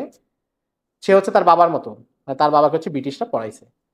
দেখেন, ব্রিটিশরা কিন্তু তাকে হত্যা করে নাই, শুধু নিয়ে গিয়েছে ইংল্যান্ডে, পড়িয়ে আবার ফেরত দিয়ে দিছে। যাদের পরিবার 200 বছর ধরে জিহাদ করছিল সীমান্ত এলাকায়, এবং যারা তাসাউফের চর্চায় অসাধারণ জায়গায় ছিল, তাদের প্রজন্ম হচ্ছে এখন সেকুলার। যদিও তারা খানকা টানকা ধরে রাখছে, খানকা তো ধরে রাখে ব্যবসার জন্য, সেটা তো ভিন্ন বিষয়। তো এটা হচ্ছে শিক্ষার প্রভাব। এই জন্য ইবনে তাইমিয়া রাহিমাহুল্লাহ ওনার ইকতিদাউস সিরাতুল মুস্তাকিম এক জায়গায় বলেছেন, ইতিয়াদিল লুগাতি ইউয়াসসিরু ফিল আকলি ওয়াল খুলুকি তাসিরান কবিয়ান বাইয়িনা, যে ভাষা শিক্ষা, কোনো জ্ঞান, এটা শুধু শিক্ষা না, এটা পিছনে দর্শন থাকে এবং এটা মানুষকে প্রভাবিত করে, মানুষের মন, মস্তিষ্ক, চেতনা সবকিছুকে প্রভাবিত করে। একটা ছেলে স্কুল কলেজে পড়তেছে, এগুলো তো এখন আপনারা আরো বেশি স্পষ্ট, আমাদের যেসব ভাইরা কাজ করতেছেন আপনারা তাদের কাছ থেকে আরো স্পষ্ট যে শিক্ষা ব্যবস্থা কি কি ত্রুটি আছে, এটা বলার কিছু নাই। কিন্তু শিক্ষা ব্যবস্থার মূল বিষয়টা হচ্ছে, এটা কখনোই শুধু আপনাকে কোনো দক্ষতা শিখায় না, এটার পেছনে একটা দর্শন দিয়ে দেওয়া হয়। আমাদের যে শিক্ষা ব্যবস্থা আছে, এখানে কেউ চাইলে নিজের ইসলাম নিয়ে, দিন নিয়ে গর্ব প্রকাশ করবে এমন কোনো উপাদান এখানে নাই। বরং যে দিন পালন করে সে কিভাবে আরো হীনমন্য থাকবে। প্রত্যেকটা ক্যাম্পাসে একই অবস্থা, যে যে দিন পালন করে সে হচ্ছে সেখানে অপরাধী, আর যে আল্লাহর সাথে যত বেশি বিদ্রোহ করবে, অবাধ্যতা করবে, গুনাহ করবে, সে হচ্ছে সেখানে আপডেট ছেলে এবং ফ্যাশন বা স্মার্ট একজন লোক। তো প্রথম কাজ হচ্ছে আমাদের যে দিনের যে গায়রত, দিনের যে অনুভূতি, দিন পালন করলে একটা ইজ্জাহ অনুভূতি থাকে, সম্মানের অনুভূতি থাকে। এই অনুভূতিটা আমাদের প্রতিষ্ঠানগুলো কিন্তু নষ্ট করে দেয়, ভেঙে দেয়। একজন মানুষ আরেকজনকে দাওয়াত দিবে কি নামাজের, সে তো নিজের নামাজ পড়া নিয়েই লজ্জিত থাকতে হয় ক্যাম্পাসে। অবস্থাটা তো এমন। এবং আমাদের দেশে দেখবেন যে যত লক্ষণ আছে, উগ্রবাদীর লক্ষণ বা এগুলো যা যা লক্ষণ লেখা হয়, এখানে 4-5টা লক্ষণ তো হচ্ছে ভালো মুসলমানের লক্ষণ। এবং আমরা তো হচ্ছে যারা মানে মাদ্রাসায় পড়ি বা আমাদেরকে মানুষ হুজুর হিসেবে চিনে, আমাদের ক্ষেত্রে ইস্যুটা অন্যরকম। মানে আমরা নামাজ টামাজ যা পড়ি সারাদিন, এগুলো নিয়ে কেউ মাথা ঘামাবে না। আমরা এক বাসায় থাকতাম, তো সেই বাসায় আরেক ভাই থাকে, উনি হচ্ছে ঢাকা বিশ্ববিদ্যালয়ে, উনি 5 ওয়াক্ত নামাজ মসজিদে গিয়ে জামাতে পড়ে, এটা নিয়ে বাড়িওয়ালা পেরেশান যে সে কিসের সাথে সম্পৃক্ত। অথচ আমাদেরকে নিয়ে পেরেশান না, কারণ ওনাদের মনে হচ্ছে যে নামাজ টামাজ তো হুজুররা পড়বে, কিন্তু একটা মেধাবী ছেলে, একটা তরুণ ছেলে, সে কেন মসজিদে যায় নামাজ পড়বে। এবং তাকে পরে ওই বাসা ছাড়তে হয়েছে, মানে বলছে যে আমি থানায় রিপোর্ট করবো, তোমাকে সন্দেহজনক হচ্ছে। এই যে তার মানসিকতা, এটা কারা গড়ে দিছে? আমাদের এই সমাজ এবং শিক্ষা ব্যবস্থা, আমাদের মিডিয়া, সবাই মিলে একসাথে গড়ে দিছে। যাই হোক, তো নবীজি সাল্লাল্লাহু আলাইহি সাল্লাম যেটা করলেন, যে প্রথমে উনি মুসলমানদেরকে জ্ঞান ইলম অর্জন করার দিকে উৎসাহিত করলেন, এবং এখানে শুধু পুরুষ না, মহিলাদেরকেও তিনি উৎসাহ দিয়েছেন। মহিলারা এসে নবীজিকে বলছে, গলাবানা আলাইকান রিজাল, পুরুষরা আমাদের চেয়ে আপনাকে বেশি, অনেক বেশি পায়, ফাজআল লানা ইয়াওমান মিন ইনদিক, আপনি আমাদের জন্য একটা দিন নির্ধারণ করেন। মহিলারা বলতেছেন, মহিলাদের দিন শিক্ষাও অনেক বেশি গুরুত্বপূর্ণ, বরং আরো বেশি গুরুত্বপূর্ণ, যেহেতু তাদের হাতে পরবর্তী প্রজন্ম তরবিয়ত পাবে। মা যদি ইমাম মালিক ইবনে আনাসের মায়ের মতো না হয়, তাহলে ইমাম মালিক ইবনে আনাস পাওয়া যায় না। ইমাম মালিক ইবনে আনাসের জীবনীতে আছে, উনি বলেন যে আমার আম্মা ছোটবেলায় আমাকে পাগড়ি বেঁধে দিয়েছেন খুব অল্প বয়সে, এবং দিয়ে বলছেন যে তুমি রবিয়াতুর রায়, বিখ্যাত তাবেঈ, তার দর্শে গিয়ে বসো এবং ইলম অর্জন করো, এবং খ্যাতির পিছনে পড়ো না। এটা তার আম্মা তাকে পাঠাচ্ছেন। তো মা যদি কাউকে ইলমের স্বপ্ন না দেখায়, ইসলামী ইতিহাস, ঐতিহ্য, সিরাতের গল্প যদি কেউ মায়ের কাছে না শুনে, পরে শোনার সম্ভাবনা কমে যায় এবং তার তরবিয়তটাও ব্যবহার হয় না। এই জন্য মহিলাদের শিক্ষা আরো বেশি গুরুত্বপূর্ণ। এবং নবীজিও গুরুত্ব দিয়েছেন। মহিলারা যখন বলেছেন যে আপনি আমাদের জন্য একদিন সময় দেন, নবীজি বলছেন ফাওয়াদাহুন্না ইয়াওমান লাকিয়াহুন্না ফিহি, বুখারীর riwayat, নবীজি তাদের জন্য একটা নির্ধারিত দিন নির্ধারণ করেছেন, এবং ওই দিন শনিবার এবং আরেকটা দিন তাদেরকে গিয়ে কথা বলতেন পর্দার আড়াল থেকে, এবং তাদেরকে আমারাহুন্না ওয়া ওয়াজাহুন্না, এবং তাদেরকে আমর বিল মারুফ নাহি আনিল মুনকার বিভিন্ন পাপাচার সম্পর্কে নবীজি বলতেন। এবং এর মাধ্যমে মদিনার মহিলারাও অত্যন্ত শিক্ষিত হয়ে যান, শিক্ষিত বলতে দিন শিক্ষায় শিক্ষিত হয়ে যান। এবং যখন বদরের যুদ্ধ ঘটে, বদরের যুদ্ধের পরে যে যুদ্ধবন্দীরা নবীজির কাছে এসেছিল, নবীজি কিন্তু তাদের একাংশকে বলেছেন যে টাকা পয়সা লাগবে না, তোমরা যারা শিক্ষিত, যারা লেখা পারো, সাক্ষরতা পারো, তারা হচ্ছে মদিনার 10 জন করে বালককে এটা শিখাবে, বিনিময়ে তোমরা মুক্তি পাবে। ফলে বদরের যুদ্ধের পরে মুসলমানদের মধ্যে সাক্ষরতার হার আরও বেশি বেড়ে যায়। এমনিতে তো প্রাচীন আরবে লেখালেখির উপকরণ কম ছিল, এই জন্য লেখালেখি খুব কম মানুষ পারতেন। বালাজুরি রাহিমাহুল্লাহ আনসাবুল আশরাফি বলছেন যে মক্কায় 17-18 জনের বেশি লেখালেখি পারতেন না, লেখাপড়া পারতেন না মক্কায়। যেখানে আমরা ধরতে পারি যে মোটামুটি নবীজি ইসলাম প্রচারের সময় হয়তো 900 বা 1000 মানুষ ছিল, বিভিন্ন বর্ণনা থেকে যেটা অনুমান করা হয়। তো এদের মধ্যে মাত্র 17-18 জন লেখালেখি পারতেন। কিন্তু বদরের যুদ্ধের পরে নবীজি ব্যাপকভাবে, এরা পর্যন্ত যেটা তারা মুখস্থ করতেন, এখন লেখালেখিও শিখে ফেলেছেন, ব্যাপকভাবে ইলম চর্চাকে উৎসাহিত করেন। এর পাশাপাশি এটা হচ্ছে একটা, যে প্রথম কাজ হচ্ছে যে সমাজের তরবিয়ত দেওয়া। প্রত্যেকটা মানুষকে আপনি যদি একটা সমাজ কায়েম করেন, তাহলে আপনার মানুষগুলোকেও এমন হতে হবে যারা এই সমাজের প্রতি আস্থাশীল, যারা এই সমাজকে বিশ্বাস করে এবং নিজেদের জন্য কল্যাণকর মনে করে। আপনার সমাজ গঠন করলে কিন্তু সেই সমাজের মানুষই যদি আপনার এই কল্যাণের বিরুদ্ধে উঠে দাঁড়ায়, তাহলে আপনার এই সমাজ টিকবে না। আমাদের এখানেও কিন্তু অবস্থা এমনই, আপনি কোথাও দিনই কাজ করতে গেলে বাধা যারা দেয়, তারা কিন্তু দিন শেষে মুসলমানের সন্তান, কিন্তু তারা বাধা দিচ্ছে। কারণ কি? কারণ আপনি যে দিন কায়েম করতে যাচ্ছেন, ওই দিনের প্রতি তার আনুগত্য নেই, সেই দিন পায় নাই, ওই দিনের প্রতি তার কোনো ভালোবাসা মহব্বত কিছুই নেই। তো নবীজি এই কাজ করলেন, এবং এরপরে সমাজের তার বিরতের পরে ধীরে ধীরে অন্য কাঠামোগুলো গোছানো শুরু করলেন। এবং নবীজি সাল্লাল্লাহু আলাইহি সাল্লামের শাসন ব্যবস্থার প্রত্যেকটা কাঠামো, যদি প্রশাসনিক দিক থেকে বলি, এগুলো অত্যন্ত সুগঠিত ছিল। এবং এর আগে আরবরা এই জাতীয় কোনো কিছুর সাথে পরিচিতই ছিল না। আপনারা জানেন যে মক্কার যেই সমাজ, এই সমাজে একজন গুরুত্বপূর্ণ ব্যক্তি ছিলেন, আমরা আগের মজলিসে বলেছিলাম যে নবীজির পূর্বপুরুষ কুসাই, যিনি হচ্ছে মক্কাকে রাজনৈতিকভাবে শক্তিশালী করেন। এবং এরপরে নবীজির পূর্বপুরুষদের মধ্যে হাশেম কিংবা নবীজির দাদা, তারাও কিন্তু মক্কায় গুরুত্বপূর্ণ লোক ছিলেন। তো নবীজি এমন একটা পরিবারে বেড়ে উঠেছেন যেখানে তিনি রাজনৈতিক সচেতনতার কিছু জিনিস দেখেছেন। কিন্তু এরপরেও তিনি যখন কর্মপদ্ধতির দিকে যান, তখন এমন এক দিকে নিয়ে যান যেটার সাথে আরবের কেউই পরিচিত ছিল না। এবং তখনকার বিচারে বিশ্বের কোথাও এই ধরনের নিয়মতান্ত্রিক কাঠামো এগুলো প্রতিষ্ঠিত ছিল না। আমরা যদি কাঠামোগুলো ধরি, যে নবীজি কাঠামোগুলো কি ছিল, একটা প্রধান কাঠামো ছিল সামরিক বাহিনী, অর্থাৎ যারা নিরাপত্তা ব্যবস্থা নিশ্চিত করবে মদিনার এবং নবীজির। তো নবীজি প্রথম দিকে নবীজির অনেক দেহরক্ষী ছিল, কিছু কয়েকজন সাহাবী নবীজিকে নিরাপত্তা দিতেন। আনাস ইবনে মালিক রাদিয়াল্লাহু তাআলা আনহু ছিলেন, নবীজির সাথে থাকতেন, নবীজিকে নিরাপত্তা দিতেন। পরবর্তীতে একটা সময় আর এটা দরকার হয়নি, নবীজি সাল্লাল্লাহু আলাইহি সাল্লাম পাহারাদারদেরকে সরিয়ে দিয়েছেন। মদিনায় নিয়মতান্ত্রিক কোনো সেনাবাহিনী ছিল না, যে সাহাবা, আর তখনকার সমাজে আসলে নিয়মতান্ত্রিক কোনো সেনাবাহিনী হতো না, কারণ তখন যুদ্ধটা প্রত্যেকের যুদ্ধ। যদি কেউ কুরাইশদের উপর হামলা করে, তাহলে এমন কোনো ব্যাপার না যে কুরাইশের নির্ধারিত কিছু লোক সেনাবাহিনী তার আগেই যুদ্ধ করবে, অন্যরা নিরাপদ থাকবে। তখন যুদ্ধ লাগলে সবাই যুদ্ধ করে। তো নবীজি যখন যুদ্ধ ঘোষণা আসতো, তখন নবীজি করতেন কি, আপনারা জানেন যে বিভিন্ন বর্ণনায় যেটা দেখা যায়, নবীজি জিহাদের ঘোষণা দিতেন এবং বলতেন যারা যারা যাবে তারা যেন নাম লিখিয়ে দেয়। কখনো এখতিয়ার দেওয়া থাকতো যে কেউ স্বেচ্ছায় যেতে চাইলে যেতে পারবে, থাকতে চাইলে থাকতে পারবে, আবার কখনো সবাইকে যেতে হবে, এই ধরনের বাধ্যবাধকতা থাকতো। যেমন তাবুকের অভিযানে 3 জন সাহাবী যান নাই, পরে ওনাদেরকে বেশ লম্বা সময় ধরে শাস্তি দেওয়া হয়েছে, বেশ কিছু দিনের অবরুদ্ধ করে ফেলা হয়েছিল। তো এই যে সেনাবাহিনী, এটা কিন্তু নবীজি লিখে রাখতেন। এই জন্য আপনারা দেখবেন যে বর্ণনাগুলোতে দেখা যায় যে নবীজি লিখে ফেলেছেন। এবং কোন একজন সাহাবী বলছেন যে আমার নাম লেখা হয়নি কারণ আমার বয়স তখন কম ছিল। সামুরা ইবনে জুনদুব রাদিয়াল্লাহু তাআলা আনহু, আব্দুল ইবনে ওমর রাদিয়াল্লাহু তাআলা আনহু থেকে একাধিক বর্ণনা দেখা যায় যে আমি ওই যুদ্ধে যেতে পারিনি কারণ আমার বয়স কম ছিল, আমার নাম লেখা হয়নি। তার মানে এই যে সেনাবাহিনীর যে তালিকা, সৈন্য কারা যাচ্ছে, এটা লিখিত থাকতো। এবং এই জন্যই প্রাচীন সিরাত গ্রন্থে সিরাত লেখকরা যখন লিখেছেন বিভিন্ন যুদ্ধের তালিকা, তারা অনেকে এই তালিকাগুলো দেখেছিলেন। তাদের সময় পর্যন্ত ওই কপিগুলো ছিল। যেমন একজন সিরাত লেখক আছেন মোহাম্মদ ইবনু সাদ। তো মোহাম্মদ ইবনু সাদ হচ্ছে, তিনি একটা সন্ধান পান, ইবনু সাদ 200 হিজরি পরে ইন্তেকাল ওনার। তো উনি হযরত ওমরের যুগ পর্যন্ত যুদ্ধে যাওয়া সাহাবীদের যে তালিকা ছিল এবং যারা বাইতুল মাল থেকে বেতন পেতেন, এই তালিকাটা উনি পেয়ে যান। ওনার কিতাবাত তাবাকাতুল কুবরায় উনি এটা উল্লেখ করেছেন। এটা ছিল এক প্রকার। এরপরে নবীজি সামরিক দক্ষতার জায়গায় কেমন ছিলেন, এগুলো অনেক বড় ব্যাপার। আমি বলবো যে যদি কারো আগ্রহ হয়, ডক্টর হামিদুল্লাহর বই পড়তে পারেন। নবীজির যুদ্ধের রণাঙ্গন এই নামে বাংলা অনুবাদ হয়েছে, ইংরেজি অনুবাদও আছে, আর উর্দুতেও আছে। অর্থাৎ নবীজির ব্যাটল ফিল্ডগুলো কেমন ছিল এটা নিয়ে উনি লিখেছেন, এবং যুদ্ধের ময়দানে নবীজির কৌশল কিছু এটা নিয়ে লিখেছেন। আরেকজন আছেন পাকিস্তান ভাগ হওয়ার আগে ব্রিটিশ আর্মির মেজর জেনারেল ছিলেন, মেজর জেনারেল আকবর খান। ওনার বই আছে মহানবীর প্রতিরক্ষা কৌশল, এটাও বাংলা অনুবাদ হয়েছে। আপনারা দেখতে পারেন যে নবীজির যুদ্ধ কৌশলে কতটা আপডেট ছিলেন। তখনকার সময় সামরিক অস্ত্র হতো দুই ধরনের। একটা হচ্ছে প্রত্যেক নাগরিকের কাছে নিজস্ব অস্ত্র থাকতো। এখন তো হচ্ছে সিভিলিয়ান আলাদা, আর যারা আর্মি হবে তারা আলাদা। সিভিলিয়ান অস্ত্র বহনের অনুমতি নেই, আবেদন করে অনুমতি নেওয়া ছাড়া।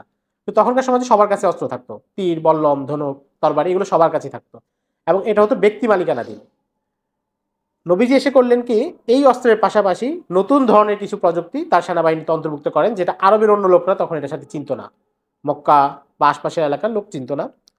এর মধ্যে একটা ছিল মিনজানিক বা কামান, আমরা বলতে পারি কামান বা ট্যাঙ্ক এই ধরনের, যেটা হচ্ছে পাথর ছুঁড়ে মারতো, পাথর ছুঁড়ে মারার মেশিন। কোনো দুর্গ অবরোধ করলে দেয়াল ভাঙার জন্য এই পাথরগুলো ছুঁড়ে মারা হইতো এই মেশিনে, কামানের মাধ্যমে। কাঠের ছিল এগুলো। নবীজি দুজন সাহাবিক পাঠিয়ে সপ্তম হিজরির দিকে ইয়ামান থেকে 2টা মিনজানিক কিনে নিয়ে আসেন, এবং সাহাবিদেরকে বলেন তোমরা এটা বানানোর যে নিয়ম কানুন, ব্যবহারের যে নিয়ম, সেটাও শিখে আসবে। সাহাবিরা মিনজানিক কিনে নিয়ে আসেন এবং সেগুলো ব্যবহারের নিয়মও শিখে আসেন, এবং নবীজি যখন পরে তায়েফের দিকে গিয়েছেন তখন এগুলো সাথে নিয়ে গিয়েছেন। তো নবীজি প্রথম এটা করলেন কি, যে অস্ত্র দুই ধরনের হবে। বড় ভারী অস্ত্র যেগুলো, সেটা হবে রাষ্ট্রের মালিকানাধীন বা ইমারতের মালিকানাধীন, আর ছোট অস্ত্র প্রত্যেকের ব্যক্তি মালিকানাধীন থাকবে।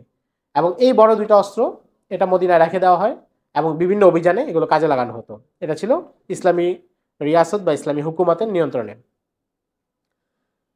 আচ্ছা, মদিনায় তখন বিভিন্ন জায়গা থেকে লোকজন আসতো।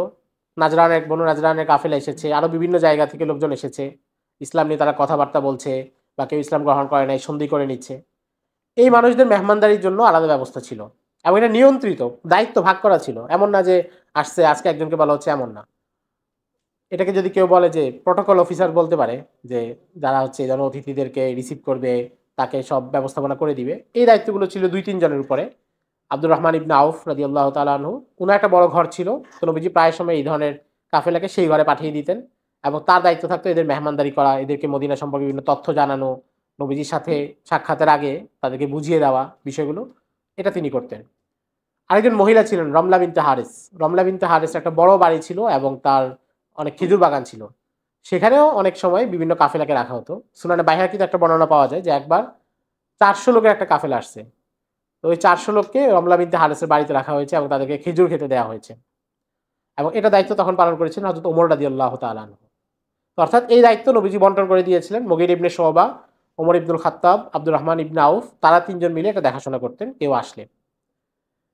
নবীজির ওখানে তখন লেখার অনেকগুলো কাজ ছিল। একটা হচ্ছে ওহী লিখতে হতো, কাতিবে ওহী যারা ছিলেন, কোরআনুল কারীম অবতীর্ণ হচ্ছিল সেটা লিখতে হতো।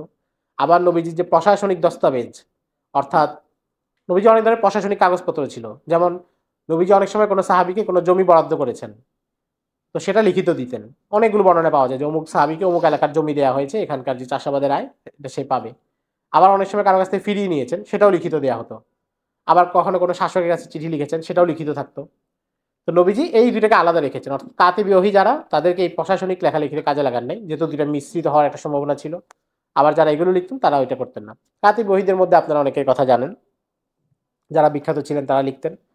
প্রশাসনিক দস্তাবেজ লেখার দায়িত্ব 2জনকে দিয়ে করা হতো, এটাই তাদের দায়িত্ব ছিল। একজন হচ্ছে আরকাম ইবনু আবিল আরকাম, মক্কায় যার ঘরে নবীজি প্রথম সাহাবীদেরকে নিয়ে বসেছিলেন এবং তা সাহাবীদেরকে তালিম দিতেন সাফা পাহাড়ের পাদদেশে। আরেকজন হচ্ছেন যায়েদ ইবনু সাবিত রাদিয়াল্লাহু তাআলা আনহু, এবং যায়েদ ইবনু সাবিত রাদিয়াল্লাহু তাআলা আনহুকে নবীজি একজন দোভাষী হিসেবে গড়ে তুলেছিলেন। নবীজি যে চিঠিগুলো পাঠাতেন এগুলো এমন জায়গায় যেত যেখানকার ভাষা আরবি না, আবার তারা চিঠি পাঠাতো অন্য ভাষায়। এই জন্য নবীজির আদেশে তিনি একাধিক ভাষা শিখেন, এবং সর্বশেষ নবীজি তাকে হিব্রু ভাষা শেখার আদেশ দিলে তিনি 17 দিনে হিব্রু ভাষাও শিখে ফেলেন, অর্থাৎ যেটা এখন ইসরায়েলের ভাষা, ইহুদিরা পড়ে। তো যায়েদ ইবনু সাবিত হচ্ছেন দোভাষীর কাজ করতেন, এবং এই পত্রগুলো অনুবাদ করে দিতেন। এবং আমরা আরো বলতে পারি যে ন্যাশনাল আর্কাইভস যেটা, এই ধরনের কিছু দায়িত্ব উনার ছিল। সব দস্তাবেজ নথি এগুলো উনার কাছে সংরক্ষিত থাকতো, উনি এগুলো জানতেন। নবীজি সাল্লাল্লাহু আলাইহি সাল্লামের গোয়েন্দা বিভাগ ছিল। এগুলো অবশ্যই এমন না যে বর্তমানকালে গোয়েন্দা বিভাগ বলতে যে কাঠামো বোঝায়, তখন এটা এমনই ছিল, এটা জরুরি না। কিন্তু মৌলিক কাজটা করা হতো, কারণ তখন রাষ্ট্র ছোট, মানুষ কম, সেখানে কাঠামোগুলো এত বেশি বিস্তৃত হয়নি। হুযায়ফাতুল ইবনুল ইয়ামান রাদিয়াল্লাহু তাআলা আনহু, তিনি হচ্ছেন নবীজির সব গোপন কথা জানতেন, এবং নবীজি সব গোপন তথ্য তাকে দিয়ে রাখতেন। এই জন্য তাকে কি বলা হয়? সাহিবু সিররি রাসূলিল্লাহ সাল্লাল্লাহু আলাইহি সাল্লাম। তিনি হচ্ছেন নবীজির সব গোপন কথা জানেন। মুনাফিকদের তালিকাও তার কাছে নবীজি দিয়ে রেখেছিলেন। এবং এটা কেন করেছেন? এটা করেছেন হচ্ছে যে নিরাপত্তা ব্যবস্থার জন্য এরা যেন ভবিষ্যতে কোনো হুমকি হতে না পারে এবং কোনো বড় দায়িত্বে এরা যেন যেতে না পারে, তখন যেন তিনি সবাইকে সতর্ক করে দেন। তেমনটা আর হয় নাই। মুনাফিকরা সমাজে কোণঠাসাই হয়ে গিয়েছিল। এর বাইরে আরো বিভিন্ন সময় নবী অনেক ধরনের গোয়েন্দা তৎপরতা করেছেন।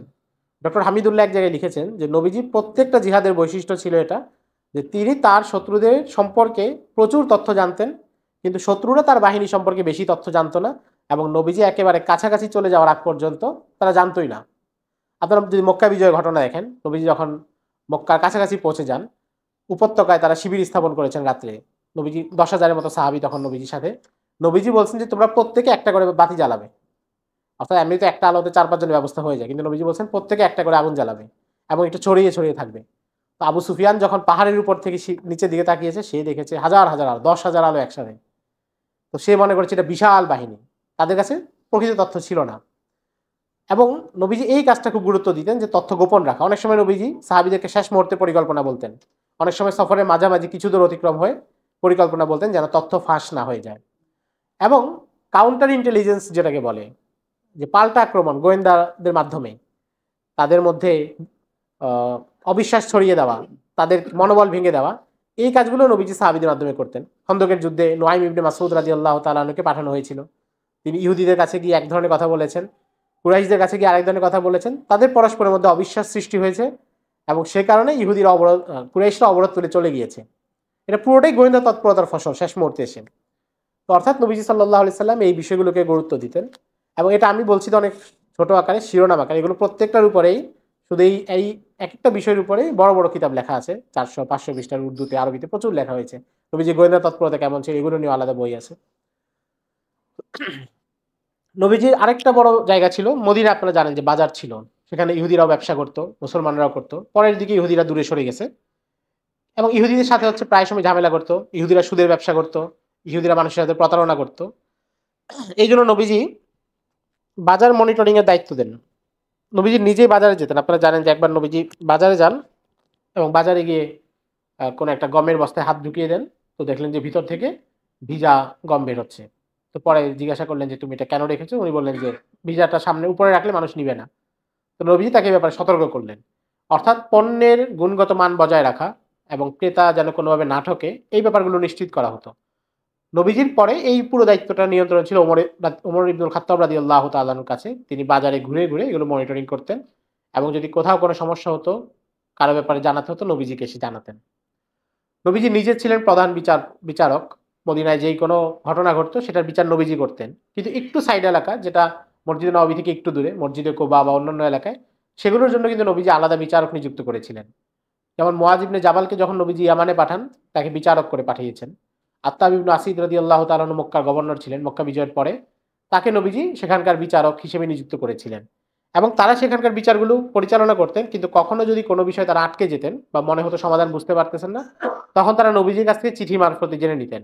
আত্তাব ইবনে আসিদের একটা বর্ণনা পাওয়া যায় যে তিনি নবীজিকে চিঠি লিখছেন মক্কা থেকে মদিনায়, যে এই সমস্যা এসেছে, এই বিচার এসেছে, এখানে সমাধান কি হবে, এবং নবীজি তাকে মাশওয়ারা দিয়ে এটা সমাধান করছেন।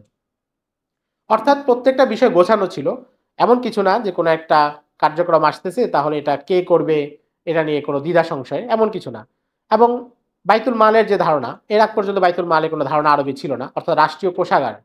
এর আগ পর্যন্ত সম্পদ সবার নিজস্ব, এমন না যে যেহেতু ওখানে কোনো এই ধরনের রাষ্ট্র বা ইমারত এই ধরনের কোনো কনসেপ্টই ছিল না, তো তাদের কাছে এমন কোনো ছিল না যে সম্মিলিত কোনো সম্পদ কোথাও রাখা হবে।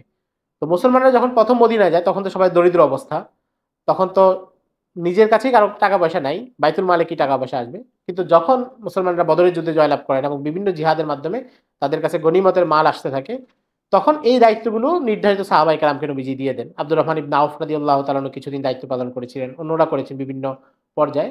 এবং তাদের কাছে বাইতুল মালের দায়িত্ব থাকতো, হিসাব থাকতো, এবং গনিমতের মালের যে খাতগুলো আছে, গনিমতের মাধ্যমে যে সম্পদ এসেছে সেটাকে ওই খাতগুলোতে বন্টন করে দেওয়া হতো।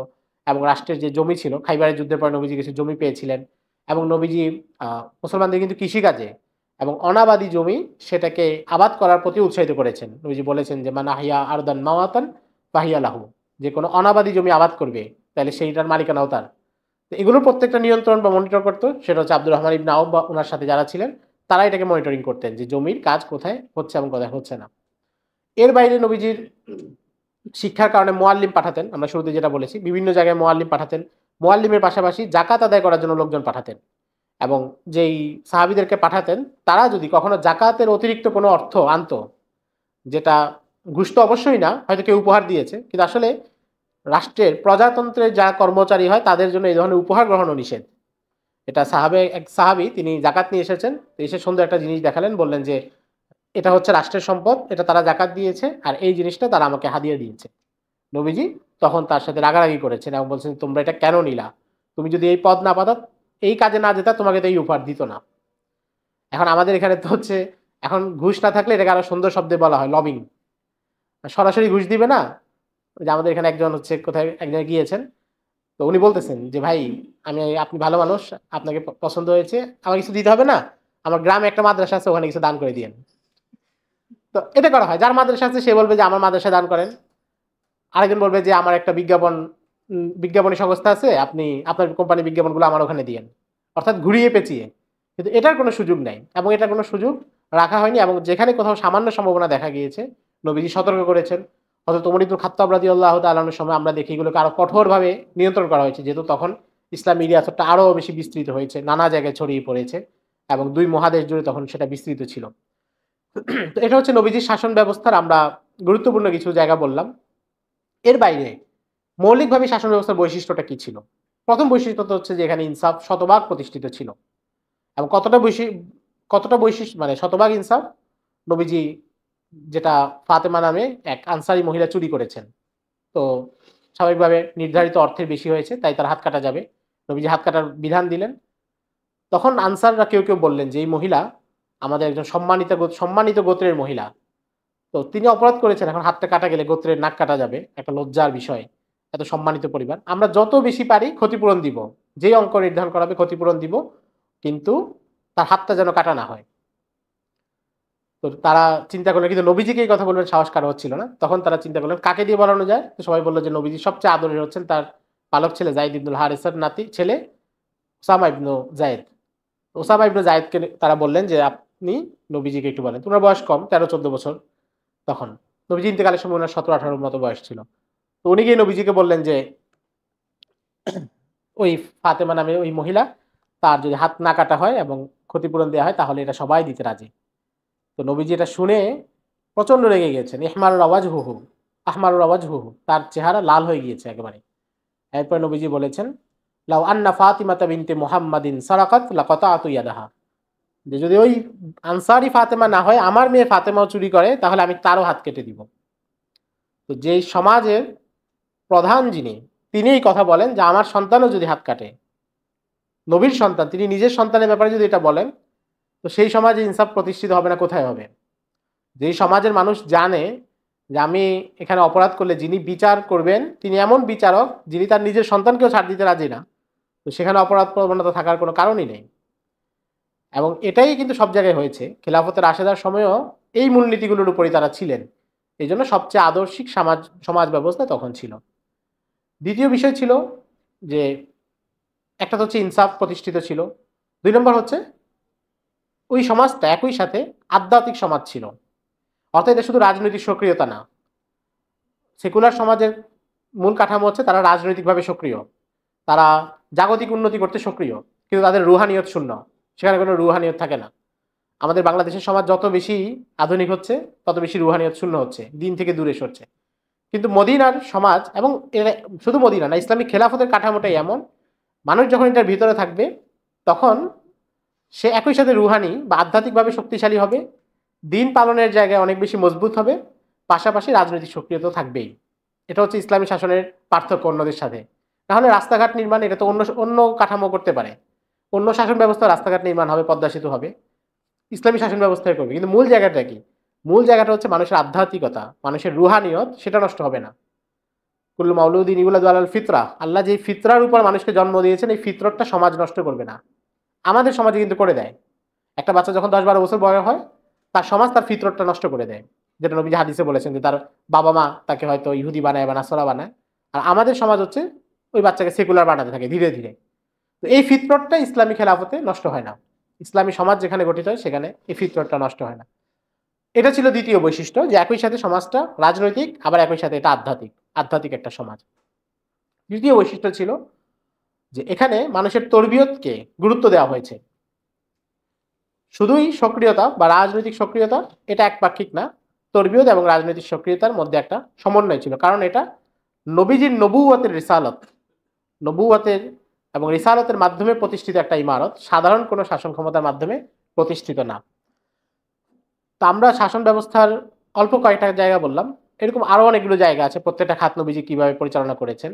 আপনারা যদি সংক্ষেপে জানতে চান, একটা বই আছে মোটামুটি বড়, প্রফেসর ইয়াসিন মাজার সিদ্দিকী আলিগড় বিশ্ববিদ্যালয়ের প্রফেসর ছিলেন, মারা গেছেন গত 1-2 বছর আগে। এটা ইসলামিক ফাউন্ডেশন থেকে অনেক বছর আগে ছেপেছিল, এরপরে তো তারা বিশেষ ব্যক্তির জীবনী আর গরু মুরগির লালন পালন পদ্ধতি ছাপতে ছাপতে ব্যস্ত, এটা এখন আর ছাপে না, কিন্তু এটা পিডিএফ পাবেন, আমি মনে করি এটা পড়া উচিত। আরো বিস্তারিতভাবে এটা পাবেন ওখানে বাংলায়, নবীজির রাষ্ট্র ব্যবস্থা বা এই ধরনের কোনো একটা নামে প্রফেসর ইয়াসিন মাজার সিদ্দিকী নাম লিখে সার্চ দিলে আশা করি পেয়ে যাবেন। তো সেখানে উনি প্রত্যেকটা কাঠামো ধরে ধরে দেখিয়েছেন। এর বাইরে আরেকটা বই আমরা পড়তে পারি, ডক্টর হামিদুল্লাহর একটা লেকচার সিরিজ আছে, খুতুবাতে ভাওয়ালপুর, এটাও বাংলা অনুবাদ হয়েছিল অনেক আগে ইসলামিক ফাউন্ডেশন থেকে। এটা আপনারা দেখে পিডিএফ পাবেন আশা করি, ওটা পড়তে পারেন। ওখানে উনি নবীজির যুগে প্রত্যেকটা বিভাগকে নিয়ে আলোচনা করেছেন, 12 দিনের একটা আলোচনা সিরিজ ছিল। প্রতিদিন নবীজির যুগে শিক্ষা ব্যবস্থা, সামরিক ব্যবস্থা, অর্থনৈতিক ব্যবস্থা, কাঠামোগুলো কি, আন্তর্জাতিক সম্পর্কের কাঠামো কি ছিল, এগুলো সবগুলো নিয়ে ওখানে আলোচনা আছে, এগুলো আপনারা ওখান থেকে দেখতে পান। আমরা এমনিতে সংক্ষেপে কিছু আলোচনা করলাম। আমরা আবারও প্রথম মজলিসের শুরুতে যেটা বলেছিলাম, যে আমাদের এই মজলিসের আলোচনার মূল মাকসাদ হচ্ছে একেবারে বিস্তারিত আলোচনা করা না, কারণ আমাদের সেই যোগ্যতাও নেই এবং সময়ও নেই। সবকিছু মিলিয়ে সংক্ষিপ্ত সময় আমরা হচ্ছে আরো বেশি আগ্রহী করে তোলার কাজটা করার চেষ্টা করতেছি, এবং এখানে যারা আয়োজন করেছেন উদ্যোক্তা, তারাও এই কাজটা করার জন্যই এটা আয়োজন করেছেন। তো আমরা আশা করব আমরা সবাই আরো বেশি বেশি সিরাত পড়ব, এবং সিরাতকে নানা দিক থেকে পড়ব। ধারাবাহিক ঘটনার সিরাত 2-3টা পড়ার পরে মানুষের আগ্রহ শেষ হয়ে যায়, কারণ এরপরে সে যেই সিরাতের কিতাবই পড়ে, তো সেখানে দেখে যে একই ঘটনা বারবার আসছে, সেটা তো জানি।